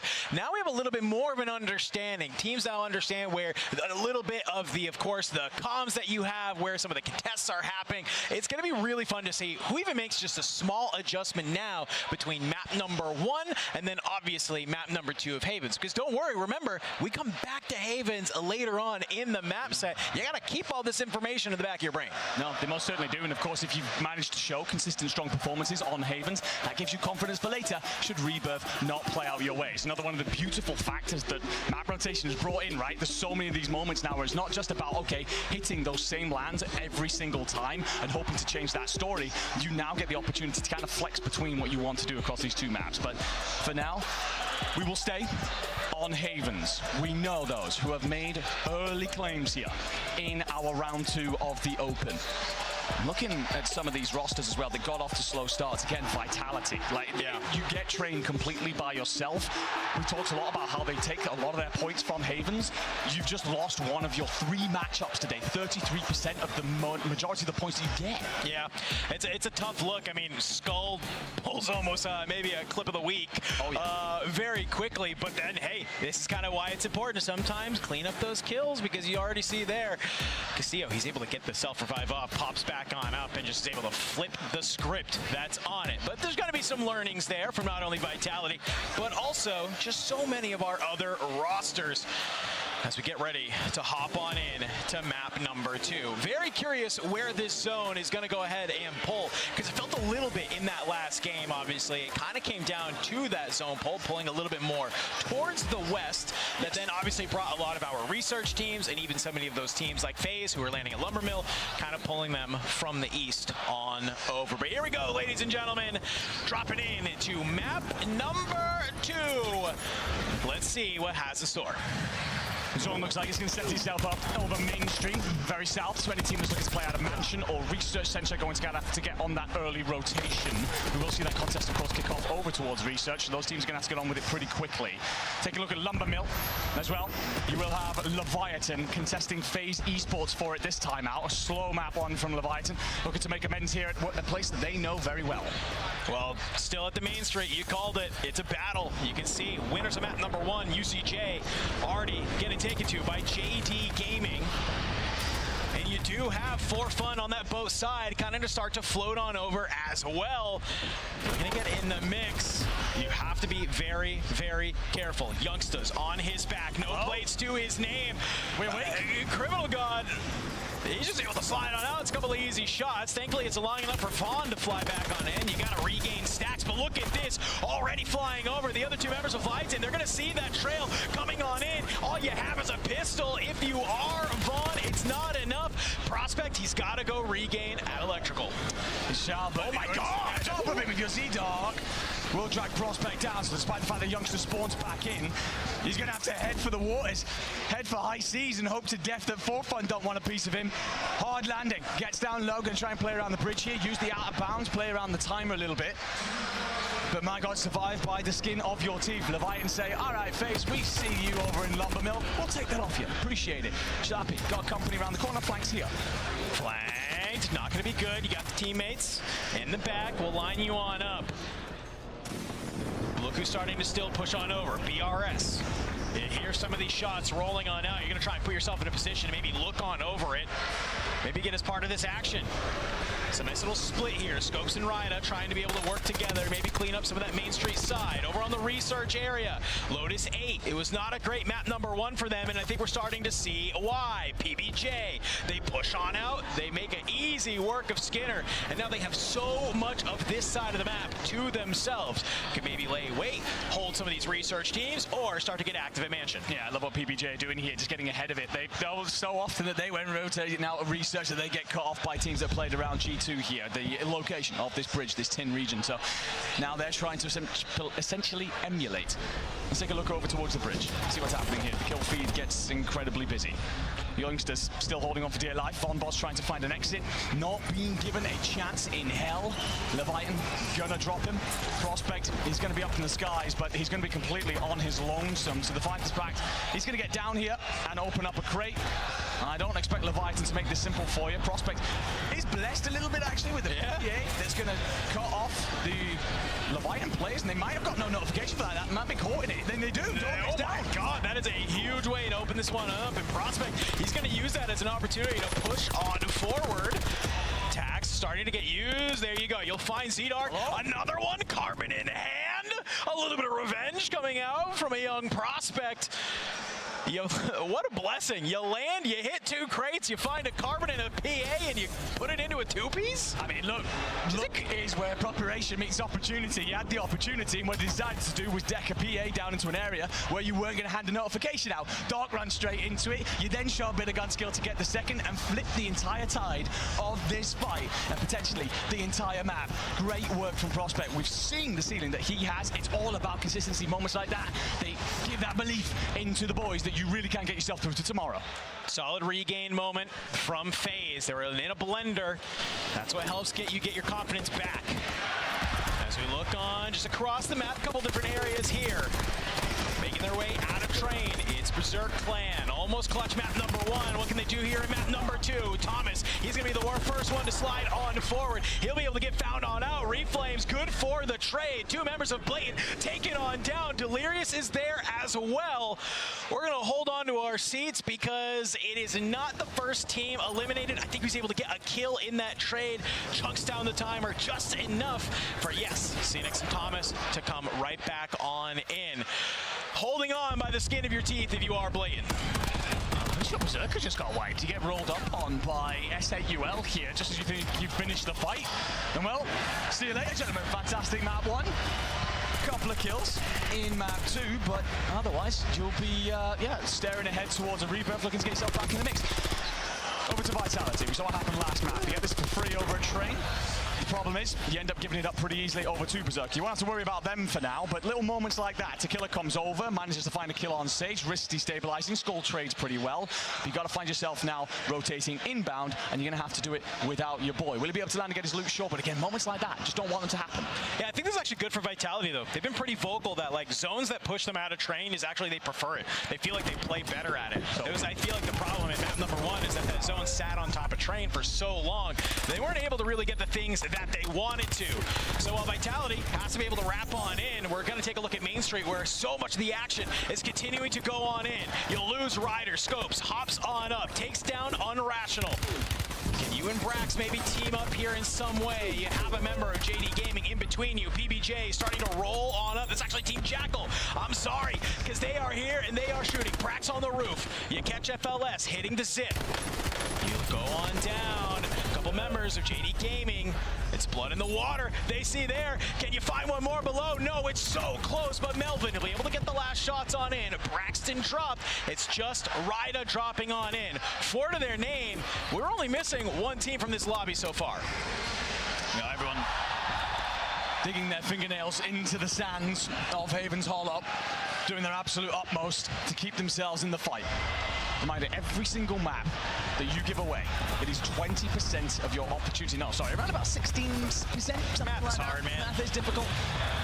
But it's all those points ripped away every single time.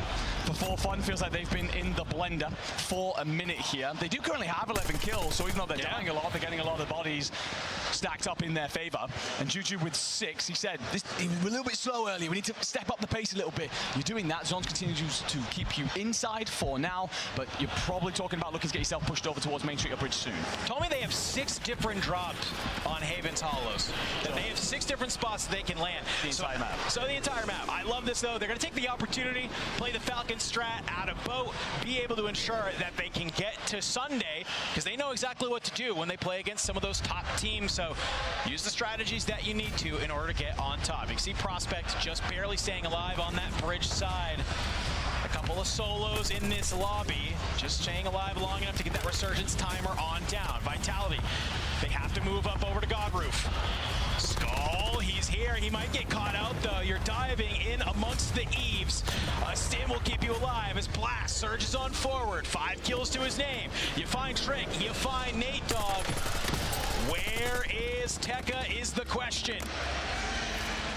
He's actually going to be out on the outside bridge behind, just taking his time. You see him just there on the minimap, that little peach color of number 9.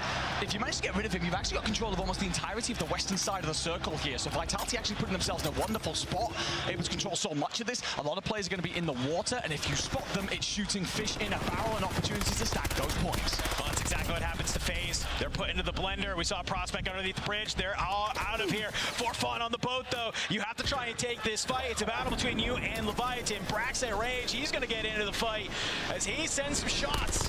And just like that, For Fun, they thought that they were feeling very good in that fight against Leviathan, but it's some shots at range that will stem the tides.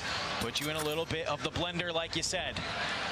As the zone continues to pull further and further south, this is smelling like one of these sort of bridge endings that we have seen time and time again. It looks like Vitality, they've made that same read. They've set up this little bit of a kill triangle, really just spreading on out, begging anybody to try and come to their side. I actually love the positioning that Vitality have here, and it gets even better as the zone moves. Skullface going to be a top big blue, going to be looking over absolutely everything rotating. A team that have struggled so far through this map, though, must find a way back in is blatant. Let's listen in and find out how they're going to do it.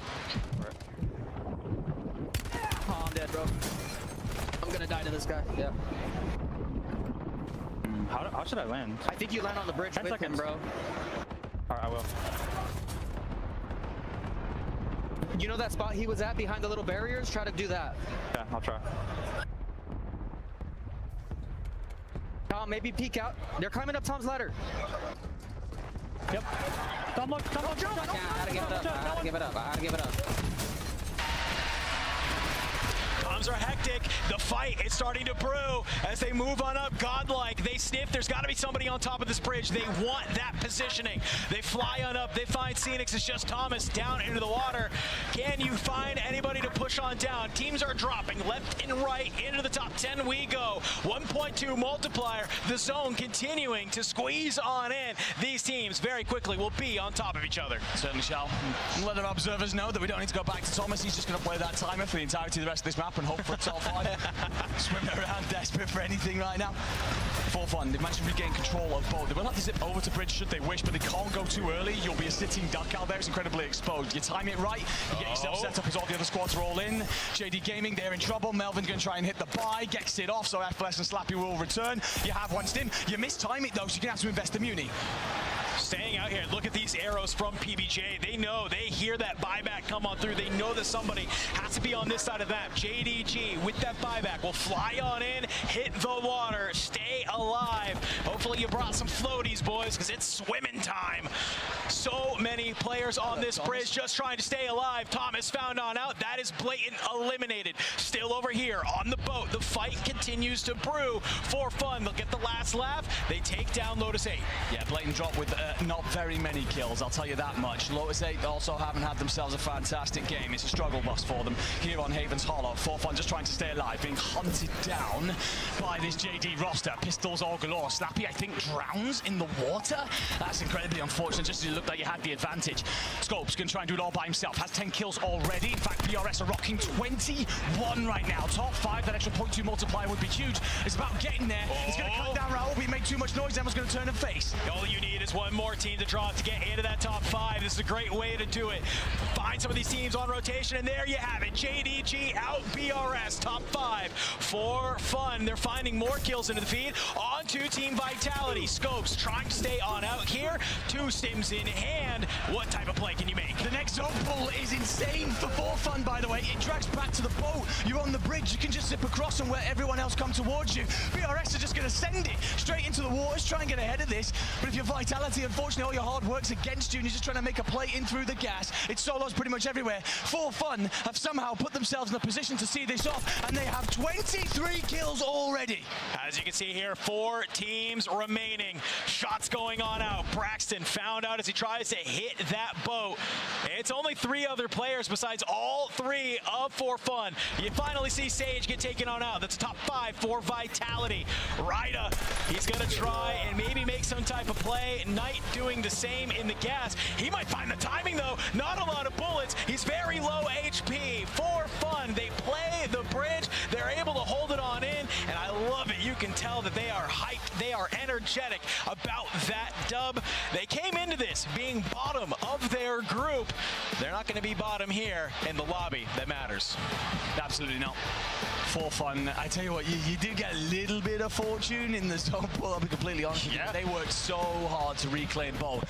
Felt like they'd been moved out of it once or twice, but kept going back, kept on returning to it.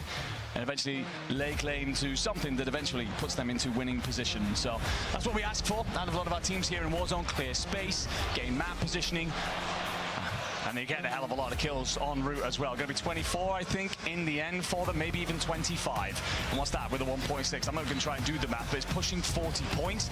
And we think that getting through top 6 might be about 80 today, something like that, maybe slightly more considering we get the extra map. With that in mind, you've done a large portion of your work right there. Look at how they were able to basically win that map. It's they make this read, you see this zone, you go, okay, cool, bridge, this is WinCon. Let's go ahead, let's hang on out here. Bubble, he's gonna hop on the roof. Flanked, he's just kind of trying to slide back and forth, keep some ideas there. And Juju, he's gonna hop in the house and look to the left. You can see everyone else, they know there's gonna be people out here making this gas play. And the second this zone pulls, like you mentioned, mid-cast, it is just crazy. And they're looking at the rest of the zones, they go, all right, cool, we know exactly where this is gonna play. You watch a couple people drop in the water to your right. All they have to do is just make sure they stay alive through this cluster and then keep their heads on a swivel. Certainly do. I tell you what, I respect the PRS attempts here. By the way, they're going to walk away with a lot of kills again. Yeah, I mean, you walk away with second as well, so 1.4, but PRS having a hell of a time out there on the map. You know, Sage as well getting cleaned up there in the end. Full Vitality had a great map, actually. Yeah. Talked so much about their struggles. They do a great job of claiming train, holding it, marching in with the circle. Talked about dancing in the eaves of your skull phase. Kept his team in a spot where they're able to control the entire northwestern side of the circle. Honestly, they get a bit more fortune with the zone pull. It's them walking away with the victory. Unfortunately, when you position yourself on one side, you do roll that dice a little bit. Goes against you this time, but it's better from a team that we've all got our eyes on. Hey, I gotta give a huge shout out to Juju here. He's been trying to be one of those top fraggers for a long time. Always looked at somebody with some insane gunny, able to get 12 kills in that map, leading up alongside Flanked with 9, and even the Anchor and Bubble dropping 5. That's there as well. I mean, dude, for fun being able to win that map. We saw them win that Mega Scrim coming in, of course, to this event. Glad to see some of that success still reigning true here. Taylor, 2 maps of Haven's Hollow done and dust, so we're getting ready to head to Rebirth. What'd you think? Incredibly fast. I mean, absolutely blistering pace. You mentioned Juju, by the way, currently leading as our top Slayer. He's at 17, still very early going, so Juju really is pulling out for fun. But for fun, you go back to their group stages, they barely skate through, right? Yeah. You know, a lot of questions about them, especially I brought up during the pre-show heading into this round 2. How are they going to do? Right now, on top of the world, a massive game for them, and ultimately 26 kills. Again, I think 28 was the biggest game we've had for today, so for fun, right up there in the upper echelon. Very well done. But for some other rosters, Berserker Clan from second place at a banger game to last place in game number 2. Not looking great. No, not at all. I mean, you get it all wrong, really, if you are Berserker. It's a real shame in the end because this roster felt like they were lighting everything up. But it is here, it's this moment. They think that they've done enough to win the fight. Mansion not aware that actually a player from SNUL decided to third party it. And in that calm, they are cut down. So, yeah, real shame for them. But with how good they looked in map 1, opportunities to keep on building through that. Vitality game 1 gets 12 kills. This time around, Vitality gets 15 and 4th place. Still outside top 6, but a lot better this time around. I mean, a lot better. That's the momentum that you like to see from that team. It's a little bit of a juicer, right? You say, yes, all right, here we go. Let's get right back on into it. That is exactly what that roster needs, and especially as we get ready to head on over towards Rebirth Island, right? This is where they're going to need some of that momentum. Yeah, this is exactly the point that you want to bring up, right? Vitality, sure, it's great. You've managed 1 good map of 2 on Havens. The problem is you're getting nothing most of the time on Rebirth, so they've got to do a better fight at that control contest. We are expecting them to be contested, potentially by Berserker Clan, and we've watched how good they've been. So, yeah, Vitality, while it is a great map too, you've still got quite a lot of work to do. But looking at those drop 2 results, 21 points, again, not bad. Not bad at all, man. I mean, honestly, 2 games where a lot of teams are scoring really, really high. I don't know, what do we think the threshold is going to be come game 6? I mean, 100, well, it was like, what, 70-something with 5 games? I'm thinking closer to 80, 90 coming into this one. I think it's definitely going to be, I think, pretty high up in the 85, 90 range, because when I'm looking at this, I'm seeing a lot of kills, right? Normally in a Warzone lobby, sometimes we see this where it's like 4 to 5 teams are the ones getting all of the kills, all of the points, right? We call it point sponging, where they're the ones taking it all and it's not leaving a lot for other players in the lobby. So when we kind of take a look at this drop 2 results, that's really the case here. It's a couple of our top teams really really frying out, finding most of the kills, finding most of those points, but it's just about doing that consistently. It's going to be okay. 4Fun with 41.6, loves to see it, but BRS with 22, that's them a 30.8. Just staying alive long enough to get that 1.4. We talk about it time and time again. Getting the 1.4, so clutch. It's not even BRS, too. BRS is phenomenal. PBJ, all of a sudden, is playing out of their minds. Yes, they are. Again, we wanted them to make a claim of something. They've been rather depressing online, to be completely honest with you, in the build-up to this. Again, that is in lobbies with the best teams in the world. You step out here, it's okay. Your system is much more played around as a full 3 frontal attack. You don't really play a traditional anchor. Belief's going to get involved with you as well, and that is high risk, high reward. The thing is, in these lobbies, it's playing out at the minute, giving them a hell of a lot of points and putting them in a beautiful position to see Sunday. That's it. Skullface on your screen for Team Vitality. 34 points currently. That's going to put them in 7th place. Wow. Just outside top 6. Now, you're saying, Juan, I think for good reason. There's a lot of great teams who, again, were relatively lackluster throughout their groups, now performing incredibly well where it matters most. I think I'm more saying wow, too, at just how close this is, right? I mean, it's only 13 points between 2nd and 7th. And even then, you have Blatant and S8UL in 8th and 9th.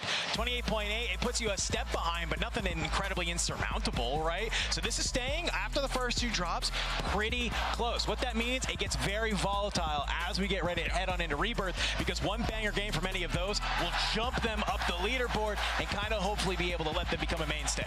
Still early going at the moment. We take a look at, obviously, 11 through 16, who stands out.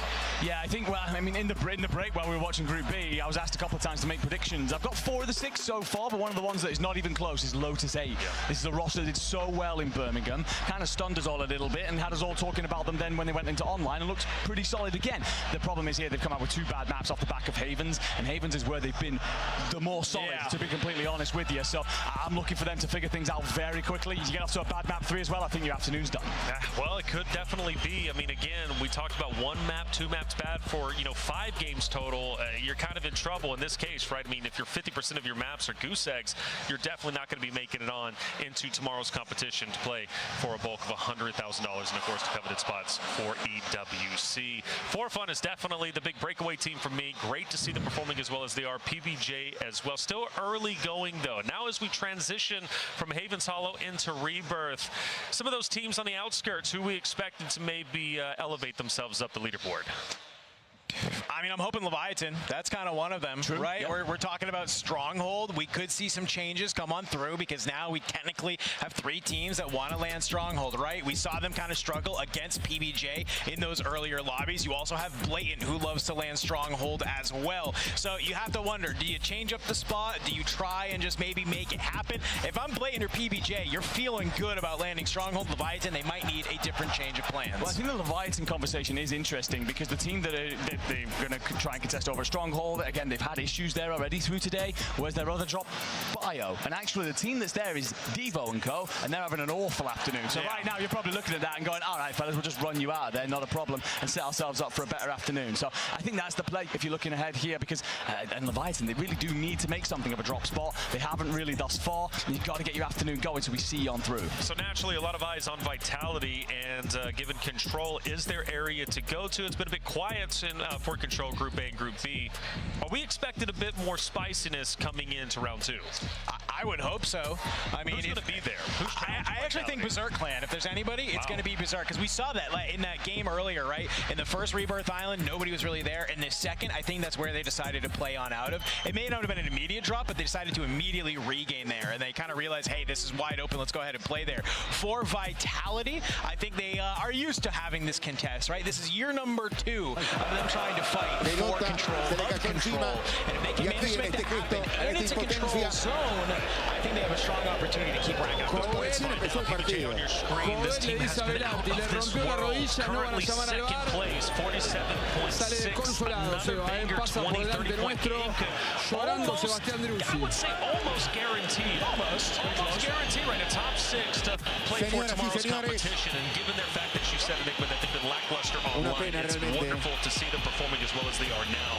Where Lo does vienen a abrazar los PPJ compañeros, go? Who's vino going to be their biggest Petzela, lo competition abraza when it Juan comes to Fernando Reaper? Quintero, They tend to play lo out a strong consuela, call, lo to be honest. abraza And con I las think dos this is manos the Juan further Fer, reason why Leviathan leave it. Because llora PPJ right now, and we saw this in the Group desconsolado A Bruce y se earlier on acerca today. Bustos, PPJ se acerca running that Juliano contest every single Galopo. time. Ahora el que There's hace another gestos wrestler es sometimes likes to get Almirón porque involved lo ve there. caído a That's Santiago blatant. Beltrán I think para PPJ que have River that number tenga as well, tiempo de to hacer be el completely cambio. honest with you, especially if the Leviathan do lead turn into a two-team contest. They've shown they can handle those at that exact location today.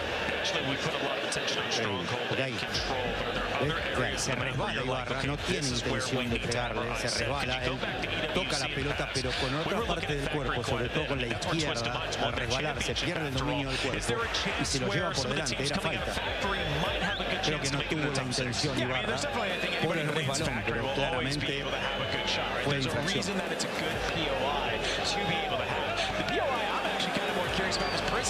Prison's almost like the default, I almost feel like it's where you get like 5 or 6 teams randomly who all decide they want to kind of try and land in there. You saw BRS have some success in Prison, right? Because they were confident with the teams in their lobby. You have a couple of newcomers be able to meet on up with them at Prison, maybe be in areas that they're not expecting. They could throw their map into a tizzy. Yeah, full fun. The players on the screen next to a really interesting contest. That's going to be against FaZe Turbine. Now, we've seen full fun do pretty well through these first two maps.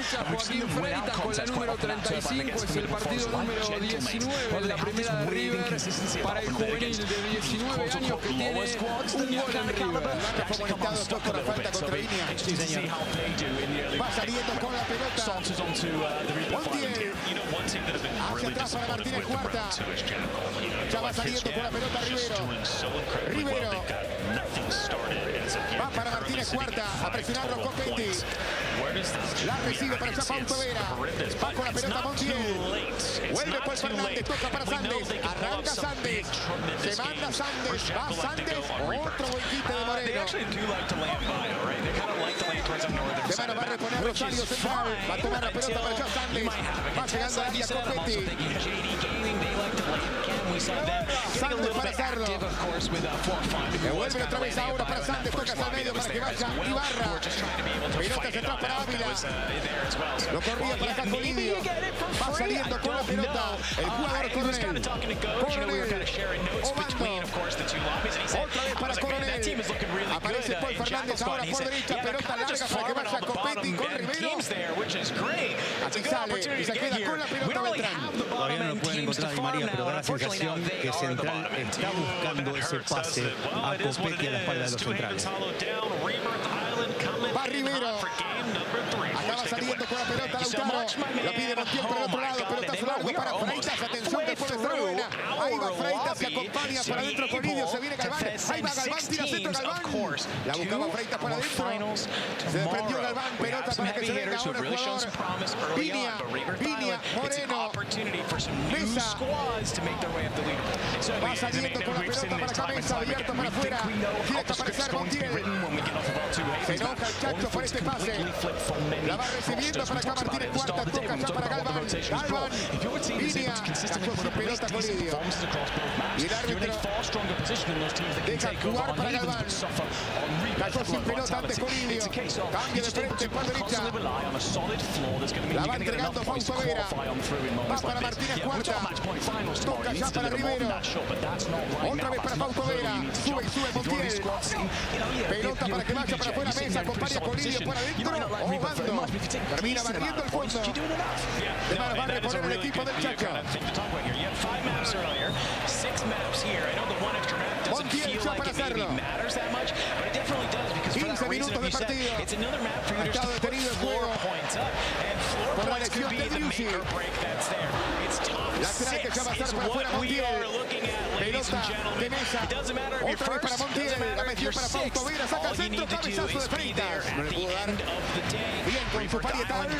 La pelota. Voy a jugar hasta las manos de Ledesma. Viña.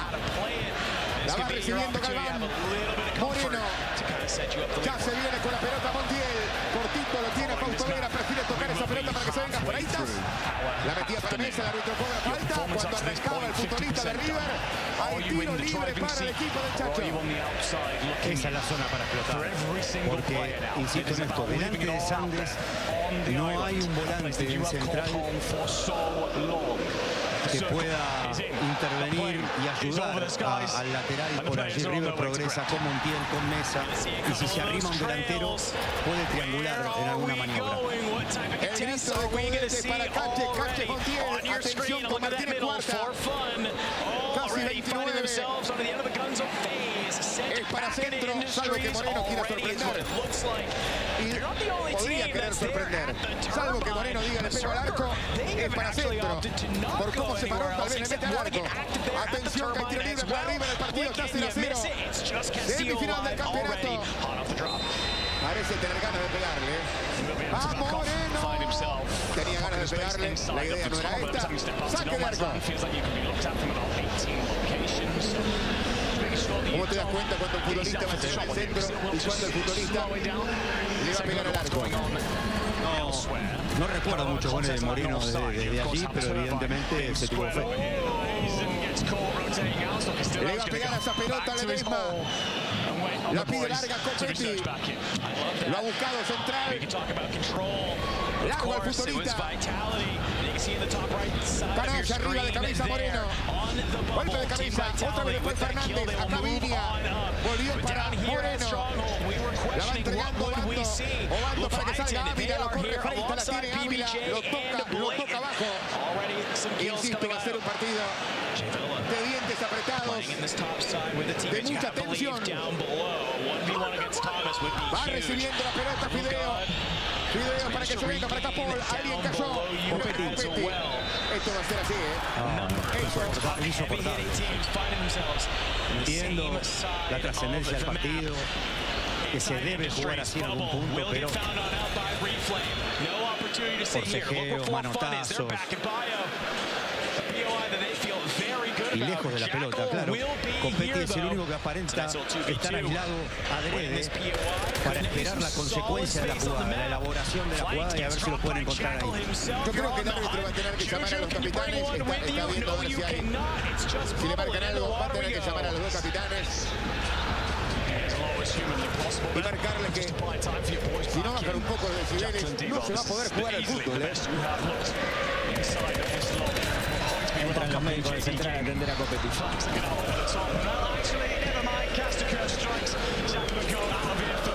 Se detiene otra vez el fuego.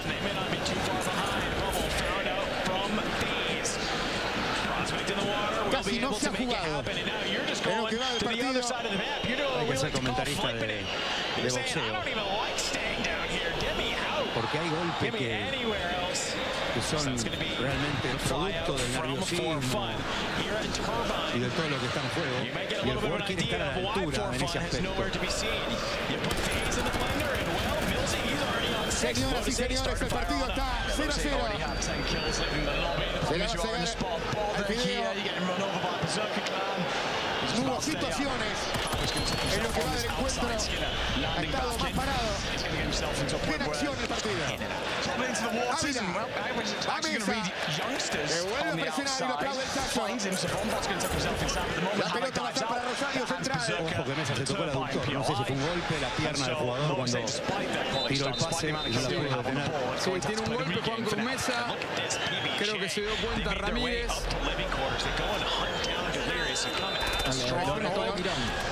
Claro, y Ramírez dice, ¿me decís a mí? No, un jugador que dijo el Mirón. Lateral que corresponde a Rosario central. Aquí la tiene Paul Fernández para adentro. La metida para allá Pizarro. El balón se pierde para el fondo, volviendo ahí Pizarro. 20 minutos y medio, tenemos primer tiempo. Martínez Cuarta. A presionar Iván Copetti. Controla. Contiene Martínez Cuarta. Le metió el secador que va para Sandes. Se va abriendo Jiménez por derecha. Upa, se lo lleva un puesto Ibarra. La cambiaron de frente para que se venga para acá Coronel. Va Coronel, cerquita lo tiene. A Enzo Jiménez, toca Jiménez. Alvira Galván, va Colidio, traba y pierde. Coronel, atención con Copetti, Coronel. Se va a quedar la pelota para Beltrán. El público de River se fastidió un poquitito con Colidio. Creo que se desmarcó Copetti en este caso a un lugar donde no le podían dar la pelota, porque había muy poco margen entre los defensores, el arquero. Un muy buen corte de Coronel anticipando. Los dos equipos se presionan con muchísimo fervor. Le va a pegar a esa pelota Beltrán. La deja correr el arquero de River. Pelotazo largo para que vaya Freitas. Vuelve Sandes, la baja Freitas, la tiene Montiel. Lo espera de cerca para allá Pizarro. Toca cachete, cachete para Fausto Vera. Grita y grita el Chacho. Fausto. Se viene Rivero. Iba Di María. Salta para allá Copetti. Tocó Martínez Cuarta. Fausto Vera. La tiene Colidio. La recibe Colidio.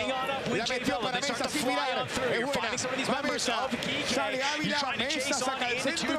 La pelota quedó adentro para que la saque Sandes. El rebote le quedó también para Moreno. Moreno. Mesa. Moreno me parece el mejor de River en lo que va del partido. Sí, totalmente. Fausto Vera. Toca Fausto. Pelota para Montiel. Montiel para Mesa. Pide Moreno. Si sigue moviendo va a quedar Vilia por izquierda. No lo tiene Acuña. Rivero. Va Rivero. Ahora para Galván. Lo espera para Capuel Fernández. Toca Galván. Rivero. Por primera vez lo que ve el partido. La tiene un rato River. Martínez Cuarta. Mesa. Hay mucha disciplina defensiva entre tomar en zona y al hombre el central. Por Fernández recién lo vimos recién con Galván, que se cruzó casi toda la cancha. Lo tenía como una marca individual casi ya predestinada. Otra vez River presionando y jugando inmediatamente sobre la pelota. Di María la entregó hacia el medio, cortaba Freitas, se viene Ibarra, toca Ibarra, corta Fausto Vera, va la pelota de Fausto, tocó Vera para Mesa, aparece Montiel, Fausto Vera, va Copetti, se come el loco, la movió River, pelota para Moreno, va subiendo Viñas para afuera, acá se viene con la pelota Moreno, ya tocó para Fausto Vera, 0-0 está el partido, semifinal del campeonato, se juega así con intensidad, Mesa, otra vez atrás para Vera, aquí se viene Rivero, espera central en su terreno, Viña, Iba Jiménez, Rivero, ahí cache el grito de Code, ahí porque se cerró, el futbolista de River, la pelota quedó para Fausto Vera, Vera entrega para Freitas, va Freitas, sale Lupa, levantó por el aire, el Pío Baldo, pero sigue con la pelota Mesa, cobra la falta. Cobra la falta el árbitro. Lo levantó por el aire. A Freitas que sale a jugar. Y es para amonestación esta. Sin ningún sentido. Sin ningún sentido sale Obando y lo amonesta. Sí, la segunda amarilla central. La primera había sido para Franco Ibarra, la segunda para Nacho Obando. Al final se seña, tarjeta y tarjeta. 24 minutos tenemos, se levanta el público de River, 0-0 está el partido, semifinal del campeonato. Intenso, trabado, apretado. Hay tiro libre para el equipo de Coudet, que le va a pegar esa pelota a Galván. Siempre buscan a Martínez Cuarta, desde ganar arriba. Va por arriba el conjunto millonario, se defiende Rosario Central en este tramo del partido. Vendrá el centro de Galván, atención con Martínez Cuarta, ya viene el centro, alguien cae, la pelota queda gozando, la saca Jiménez. Quedó tirado Martínez Cuarta. Viña, tirado en el área, Martínez Cuarta va para Colidio, con Martínez Cuarta tirado, va para Colidio, toca hacia el medio para que se quede el arquero, la tiene de Lema corner, bueno, te digo, el partido es una locura, tirado Martínez Cuarta, como si algo pasó en el centro. Martínez Cuarta, a ver, pasó con Ávila. hay alguien que lo toman, después en el camino se le cruzan a Martínez Cuarta. La enganchó bien Rivero cuando quería proteger la pelota al defensor central ante la salida un poco tardía de Ledesma. A ver.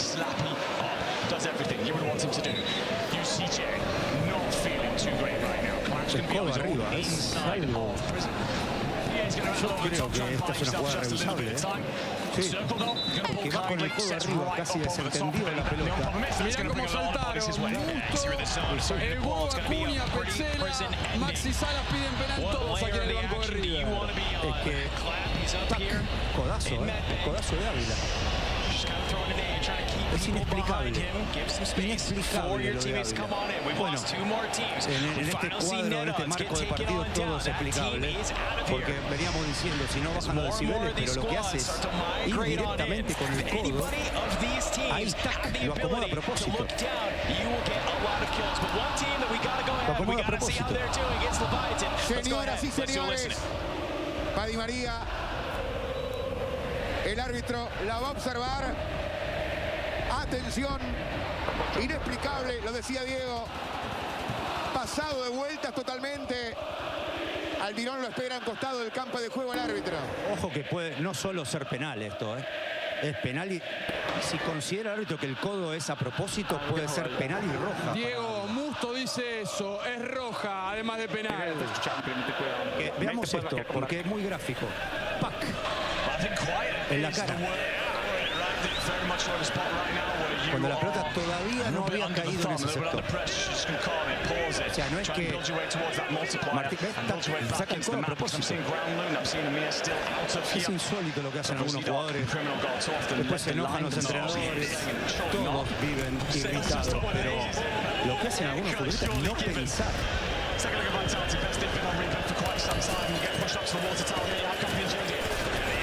La pelota ya estaba en movimiento, que es un argumento más. Y le tira el codazo.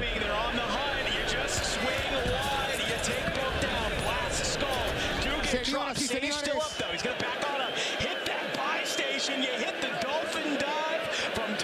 atención. Slappy is not. The FLS is still here. No plates in hand. You might just be trying to hang on to get to that top 5. On the outskirts, Geeking.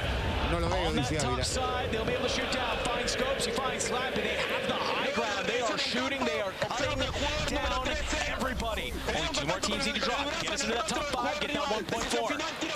Zone's going to pull over Señoras y to the catwalk señores, here. penal para So the team River, trying to set amonestado themselves up in the Ávila. position from prison to look Hay over. penal para el Vitality equipo del out Chacho. of here. They're done. I Y will te say digo una those cosa, 13 kills. I la don't think sacó that's the best barata, in the month, porque el for a codo very es long time. Absolutely. evidente. Every team's going to compress themselves inside of prison, except for Team 10. That's going to be DK Sport. Le decía a los futbolistas, pensemos. No te veo, le dice Ávila. Te pego, pero no te veo, le dice Martínez Cuarta. Señoras y señores, hay penal para River. Amonestado Ávila. La pelota la agarró Caquete. La pelota la agarró Montiel. A los 29 de un partido realmente intenso. Caliente partido tenemos en la cancha de River. Es una brasa encendida el partido. Hay penal. Le va a pegar a esa pelota Montiel. Yo creo que es una jugada de expulsión. Cerquita lo tenía Di María. Ahí está Ledesma. Que hasta hace muy poquito estaba River. Le va a pegar a esa pelota Caquete, semifinal del campeonato del fútbol argentino. Casi 30. Se habrán jugado. Díganme ustedes. Le va a pegar a esa pelota Montiel. Salta Ledesma. No lo miró por ahora Montiel. Hay penal para el equipo del Chacho. Va Montiel para darle. Ahí le dice Ledesma, le señala a su izquierda. Nunca lo miró Montiel. No levantó la vista. Ledesma le marca a la izquierda. Ahí le dice el arquero. Atención que va Montiel. A Cachete. Este penal para River, semifinal del campeonato del fútbol argentino. Va Montiel. Montiel atacó al arquero. Atacó Ledesma. Ledesma le mintió, le dijo voy para aquel lado y fue para el otro. Uno de los pocos penales que habrá errado en su carrera Montiel. Señoras y señores, falló Montiel. Tapó Ledesma. Mandó la pelota al córner. Centro al área. Golpe de cabeza de Copetti. Pelota contra el área volviendo para acá Jiménez. La busca Di María. Al video. Moreno. El más metido en River. Hizo un penal de los más pesados en la historia del fútbol argentino. I don't know what's in the water here in Atlanta, but people are making gas plays and only 1v4ing to win games. Absolutamente no todo se puede explicar. Va con la pelota Montiel. 0-0 está el partido. 31. Almirón le pidió a sus futbolistas que se calmen. Le señalaba la 100. Sean inteligentes, el grito del técnico. La busca Colidio. Va Colidio. Pelota para que vaya Galván. La quería meter para Viña. Golpe de cabeza de Coronel. Allá va Di María. Moreno. Vente Moreno. Se está comiendo la cancha. Pelota para Viña. Ya quedó para Fausto Vera. La pelota la tiene Mesa. Se abre para afuera Montiel. Ledesma, que tuvo en River hasta hace poquito, volvió a su central y tapó este penal. Va para Montiel, se viene Vera, aparece Freitas, tira centro y está Colidio, corner, tiro de esquina para River. Siempre Martínez Cuarta, allá va Rivero. Sante mandó la pelota al corner, todavía no lenta Montiel. Este penal se le atajó Ledesma. Hay corner para River, 0-0 está el partido. Busca el primero al conjunto millonario, le va a pegar Galván a la pelota. Viene el centro y anda la Montonera, golpe de cabeza de Jiménez. Quiere sacar la contra central, la pedía Fideo por derecha, pero salieron por izquierda. Jiménez.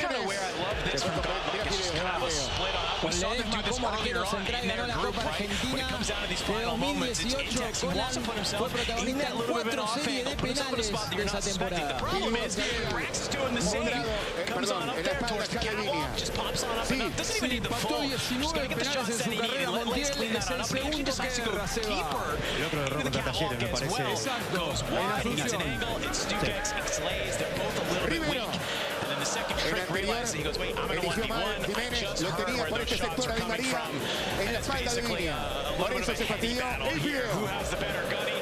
Rivero, Viña, pica Colidio, pelota para Colidio, de cabeza la va sacando Coronel. Jiménez, le aparece Viña, pone bien el cuerpo del uruguayo. Está enchufado River en algunos aspectos, por ejemplo, la recuperación de la pelota con mucha agresividad. Va para Colidio, está encerrado. Jiménez, Viña. Ibarra. La pelota va a estar para Rosario Central. Tenemos 33 y medio. Llega la película sobre Argentina-Inglaterra, 1986. Un evento cinematográfico imperdible para vivirlo en pantalla grande. El partido se juega el 21 de mayo. Solo en cines. Así atajó el penal de Ledesma. Y sí, Montiel rara vez ejecutó el otro palo.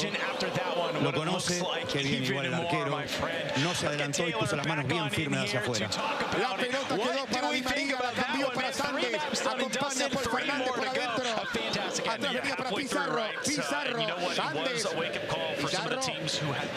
La mueve con Ávila. Acá venía la pelota para Obando, que está conectado. Al igual que Ávila, se metió Uribe Ibarra. Lo encerró bien River. Esa es la premisa, creo. Cayó feo Colidio. Señoras y señores, Coronel sobre Colidio. Cayó feo Colidio. Hay tiro libre, corresponde al equipo del Chacho. Clara la infracción, le tira el cuerpo encima. Todavía no había dominado bien la pelota hacia adentro. Colidio le venía con cierto efecto, pero fue a buscarlo. Un buen tiro libre tiene River. Está dominando desde la agresividad para desactivar el fútbol de central. Le va a pegar Colidio. Yo creo que le va a pegar al arco.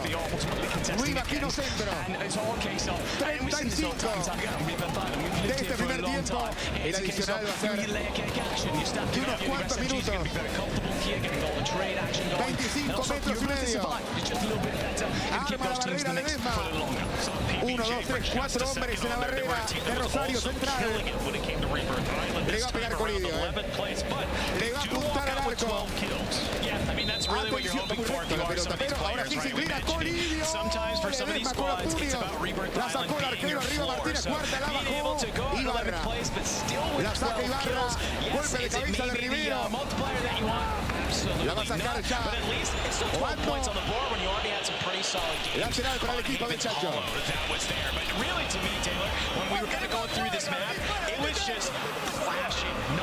Venía jugando, decía Mesa. Montiel. Freitas. Coronel. walk away with 20 total. No puede If you want to Freitas. talk about clashing, we definitely Falta contra witnessed that. Ibarra. Now, I know you boys love to break down the Podemos landing repasar los spots, and amonestados clearly we en had Rosario a lot Central. of contention points, and Ávila with y the Franco favoring Ibarra. Geeky Y ahora walks away el with entrenador 33.6, Jorge by the way. Almirón. That is En River, huge for ningún them. amonestado, They will take Seba. that to the bank, but it was Están pidiendo la amarilla PRS para who Montiel, gets a ¿no? walk away with 35, again, getting the most eliminations in the lobby. 1.4x definitely helps them for sure. Central tampoco se puede tranquilizar desde la tenencia de la pelota. En ese sentido, y era amarilla. En ese sentido, creo que la presencia del chico Freitas todavía le da más agresividad, va hacia la pelota con mucha determinación y el equipo atrás está bien acoplado para respaldar la primera presión de los dos delanteros de River. Le pegará esa pelota a Ledesma. Balón largo ya del arquero. Allá va, salta Mesa. La busca por Fernández. La tocó para Pizarro. Vicente Pizarro. La tiraba para adelante Santi, la pelota quedó para Ibarra, la cambió Ibarra, Ibarra entregó una buena pelota para Jiménez. Va Jiménez, está lejos del arco, prefiere con el fideo. Di María, va al fideo, Di María sale para la derecha, lo espera Viña. River marca con dos, pasó, ahí va Di María, pelota en el área, Di María buscó el hueco, qué bárbaro, punto dos. River le puso a Viña, ya Galván se metió en el callejón, vio el huequito, bravísimo el fideo, hay tiro de esquina. Extraordinario, porque nadie sabe cuándo lo va a hacer. Lleva la pelota bien cortita, se amaca, parece que va a anunciar un desborde hacia la derecha y ahí corta hacia adentro. Dos jugadores lo rodearon, un toque aquí de Paul que se entromete en la jugada, después lo bloquearon bien, de esas jugadas que inventa solo un jugador como Di María. Le va a pegar el fideo, alguna vez la Torre dice a veces es más fácil que metiera 2 que a 1. Porque utilizás el pasillo central. Encontró el pasillo el fideo, hay córner, corresponde a Rosario Central, 0-0 está el partido, ya viene el centro cerradito, golpe de cabeza de Colidio. La pelota hacia atrás ahora para Ibarra, la tiene Ibarra, toca para Di María, 0-0 está el partido, intenso partido. Entre River y Rosario Central, Mariana Paternal, estamos con Argentinos y con Belgrano. Coronel, así que la corta, otra vez, hablando Colidio, Ibarra cae, pierde, toca Pauto Vera, Freitas para adentro, va Colidio, recortó. Le faltó decisión a Colidio. Sandes, el balón se pierde por un costado, lateral para River. Que a veces el esfuerzo es tan desmedido para recuperar la pelota que después no estás lo suficientemente fresco para aplicarle la potencia para ir a buscar el mano a mano. Martínez cuarta, Galván, Moreno, Rivero va saliendo con la pelota para allá Caquete. Tenemos 39. Taco de Mesa, pegan Sandes. De mano va a reponer el equipo de Coudet. Montiel para hacerlo. Montiel. Van y vienen los futbolistas de River. Algunos van a recibir. Corta Ibarra. Moreno, que hasta el momento hizo todo bien. Martínez cuarta. Otra menos el tiro libre. No apareció Vera todavía en la trama de la jugada, en el desarrollo del ataque. Mesa, que bien la limpió Mesa. Viña más profundo por izquierda. Pelota para Viña, echa al centro Viña, rebotón Jiménez. Ibarra, Moreno, toca para Galván, Mesa, Fausto Vera, lindo centro, Colidio. Termina volviendo para acá el jugador Jiménez. La pelota de Viña tira centro, el arquero salió despatarrado, quedó la pelota para Fausto Vera, centro de Fausto, desvío, corner, la pelota se le movió al arquero, quedó despatarrado Ledesma, el balón se pierde por el fondo, hay corner para el equipo del Chacho. Lo está doblegando River, no lo deja salir de su propio campo, le gana la segunda, la primera, llega un arquero que parecía que iba a un falso contacto, después llegó Vera atrás. Está mejor River, indudablemente. Hay córner, para ahí está Freitas, para ahí está Colidio. Siempre Martínez cuarta, que pica de afuera del área y ahora va a quedar solo. Ya viene el centro. Ledesma, puñetazo. Falta en ataque. Hay tiro libre para Central. Este es un muy buen centro de Viña. Muy buen centro, porque coloca la pelota allí para cualquier desvío. Le impide la salida al arquero, que ya sale un poco expuesto con los brazos para tratar de tapar el arco y el remate. Centro filoso del jugador de River, de Viña. Yarroch, por eso lo aplaudió el Chacho Coudet al uruguayo, le dijo así, así. Paván. Le pide con las palmas hacia abajo, tranquilidad a su futbolista Jorge Almirón y mejor circulación de pelota. En palomita Martínez Cuarta, Fausto Vera va para Freitas y ahora para Galván, pica Colidio, diagonal, cubre Coronel. Atento estaba Ledesma. Bien Coronel en esta, bien Coronel porque persiguió la jugada. Intuyó bien, iban a descargar con Colidio, que ya lo había visto, lo tenía en el radar. Galván, Rivero, Martínez Cuarta, Mesa, Sandes. La pelota va a estar para River, la va tomando Montiel.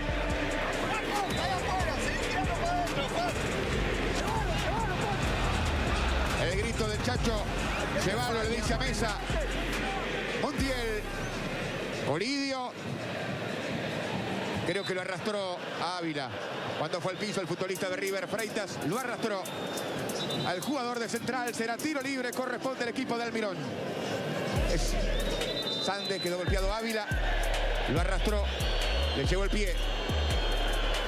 Montiel todavía se lamenta el penal. Se recrimina el penal, sí. Porque tenía un valor especial para jugar con más calma, aprovechar estratégicamente el valor de un gol y psicológicamente para imponerse. River ha jugado un primer tiempo bastante similar a lo que pretende Coudet. Le va a pegar a esa pelota Ledesma. Pelotazo largo. Arriba iba. Y la ganaba de cabeza el jugador Copetti. La pelota viene hacia atrás para Obando. Ávila. Tiene que aparecer Fideo, lo tocaron abajo. Falta. Marca el árbitro, será tiro libre, corresponde a Rosario Central, 43. Puede adicionar unos cuantos minutos, Sí, 5 mínimo. Aquí estamos junto a Diego Latorre, viviendo esta definición de la semifinal del campeonato. Obando, Coronel, Paul Fernández, Coronel. Lo buscó a Jiménez por la línea. Anticipó Viña. Cae Colidio. Le llegó el pie también Coronel cuando fue. Viña para hacerlo. Le recordamos que se fue Driussi lesionado a los más o menos 10 minutos del primer tiempo. Viña. Por él entró Freitas. Lateral para Rosario Central.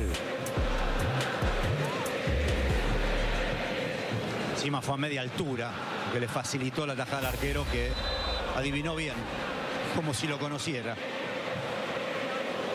Le hizo seña. En todo momento, la izquierda voló hacia la derecha. Copetti en ese juego de cabeza a cabeza entre arquero y el pateador. Va Fideo. Ahora aparece un rato por izquierda. Tocó la pelota ya para Pizarro. Buena Santa Sandes. Martínez Cuarta. Moreno. Atención que se queda el arquero. Termina cubriendo Martínez Cuarta cuando casi le gana a Sandes. Muy bien el chino, Le cerró una pelota que había quedado a mitad de camino. Ya salía Rivero, ya tocó para Fausto Vera, metió para Viña, devolvió para Fausto Vera, buena salida de River, la pide larga Colidio. Va para Montiel, buena salida de River, abierto para allá está Colidio. Llegando Freitas al área, encarado, dijo el Chacho, viene el centro para Freitas, golpe de cabeza de Obando, veía que no cae el Chacho. Claro, un centro no es la mejor solución para River. Si está Freitas, se acompaña a Vera, que llegó tardíamente al área, es otra cosa. Va Copetti, Martínez Cuarta. Se enojó con Moreno, Copetti. Y sacó la canillera, creo, por allá Moreno. Pero para que se viene River, Pavesa viene el centro, rebotaba la pelota en Ávila. Ávila la saca Ávila con zurda. Creo que Moreno le tiró la camiseta más lejos a Copetti en el medio. No pasa cualquier cosa en el partido, ¿eh? Moreno. Fausto Vera. Mesa. Abierto a Colidio. Mesa. Quiere sacar centro. Montiel se fue al área. Montiel se metió de 9. Fausto Vera. Moreno. Hasta allá va Ibarra. Y vendrá el centro. Tocó para abajo para Colidio. Colidio. Montiel está en el área. Viene el centro. Se la lleva Ibarra. Está resistiendo Central.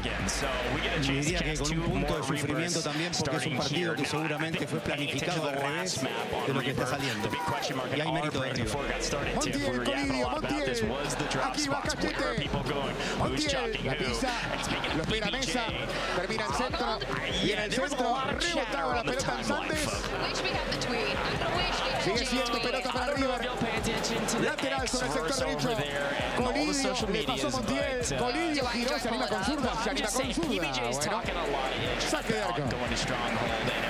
Hizo bien en girar. Después lo acompañaron y sacó el zurdazo de una forma forzada. No aparece la limpieza, la lucidez, la capacidad creativa, pero sí River desde la agresividad para presionar, para desconectar a Central, se ha impuesto en este primer tiempo. Le va a pegar a esa pelota. Ledesma. Copetti. La buscaba en lo alto. Jiménez. Jiménez. Di María. Viña. Rivero. Fausto Vera. Ya se viene Mesa. Se abre Montiel. Pica, Freitas. Pelota para Freitas. La pelota lo superó. Un poco fuerte el pase. Va a seguir Freitas. Va a seguir Freitas. Va a seguir Freitas. La saca Ledesma. Di María. Di María.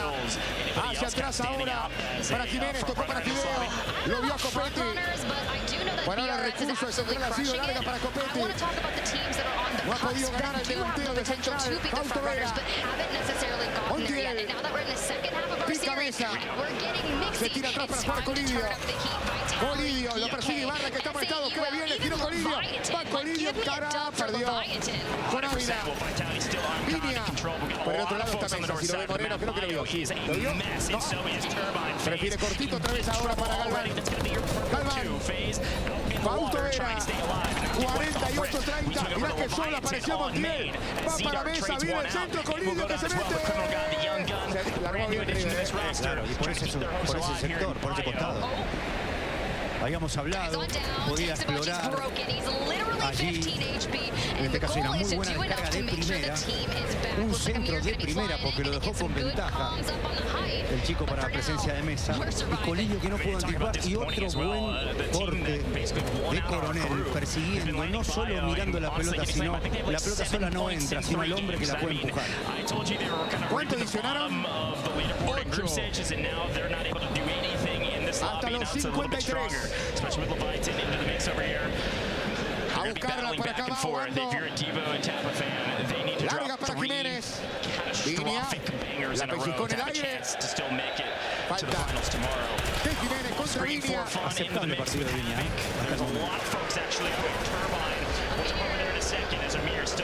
Viña. Moreno. Ya sale Martínez Cuarta. Allá va la pelota para Montiel. Vuelve Pizarro. Montiel. Mesa. Pasa Montiel. Pierde Mesa. Iba Pizarro. Está intenso River. La pelota va a ser para el equipo de Coudet. 0-0 está el partido. La va a tomar Cachete. Llegando al área Colidio. Lo marca Coronel. Va por esa pelota Freitas. A ver si saca algo de ahí. Quedó ahora para Ibarra. Tocó para Ávila. La sacó para Jiménez. Ese es Coronel.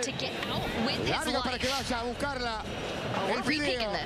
Está incómodo Central, se nota, hay señas. Están jugando un partido contrario a las posibilidades incluso de Central. Moreno. Colidio. Vuelve a girar Colidio. Va Viñas para afuera, pero encara Colidio. Tiró hacia el medio para Freitas. Y ahora Fausto. La tapado con Caveras. Un buen momento el de River ahora. Viene Mesa, enganchó Mesa, le quedó para su zurda. Saca el centro, lo movieron. La Rivoli Ávila. Va Copetti, le tira todo el carro encima. Martínez Cuarta que lo agarra. Pero el árbitro corre la primera. Le cobra falta de Copetti.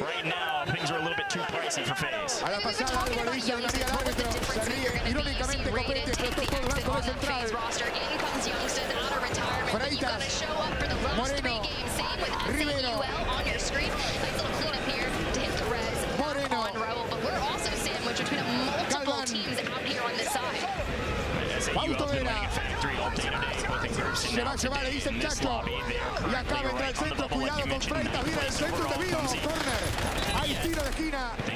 Tiene que hacer una corrección central dentro de algunas sobre ese sector, porque River está progresando con bastante naturalidad.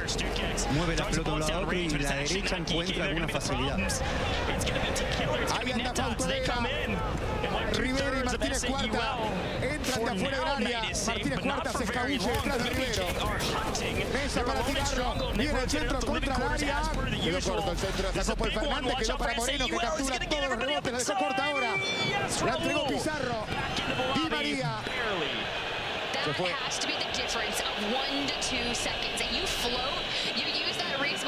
La incógnita si River lo va a poder mantener esto, ¿no? Qué pelota perdió en la salida. River, atención, se viene central. La buscaba para allá Pizarro. Piden tarjeta y tiro libre. Corresponde a Rosario Central. 52 minutos tenemos de este primer tiempo.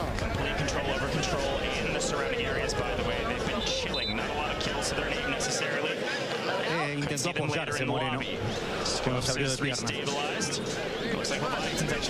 Hay tiro libre, corresponde a Central. La última de este primer tiempo al área, dijo el video. Manda a todos.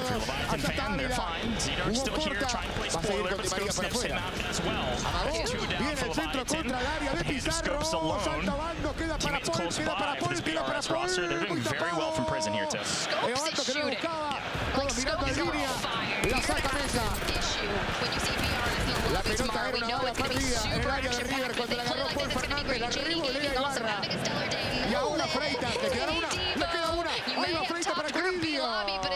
Con lo justo. Se viene Galván. Se viene River. Cae. No, no dijo el árbitro. Arriba le dice. Arriba le dice al futbolista millonario. Se levanta Galván.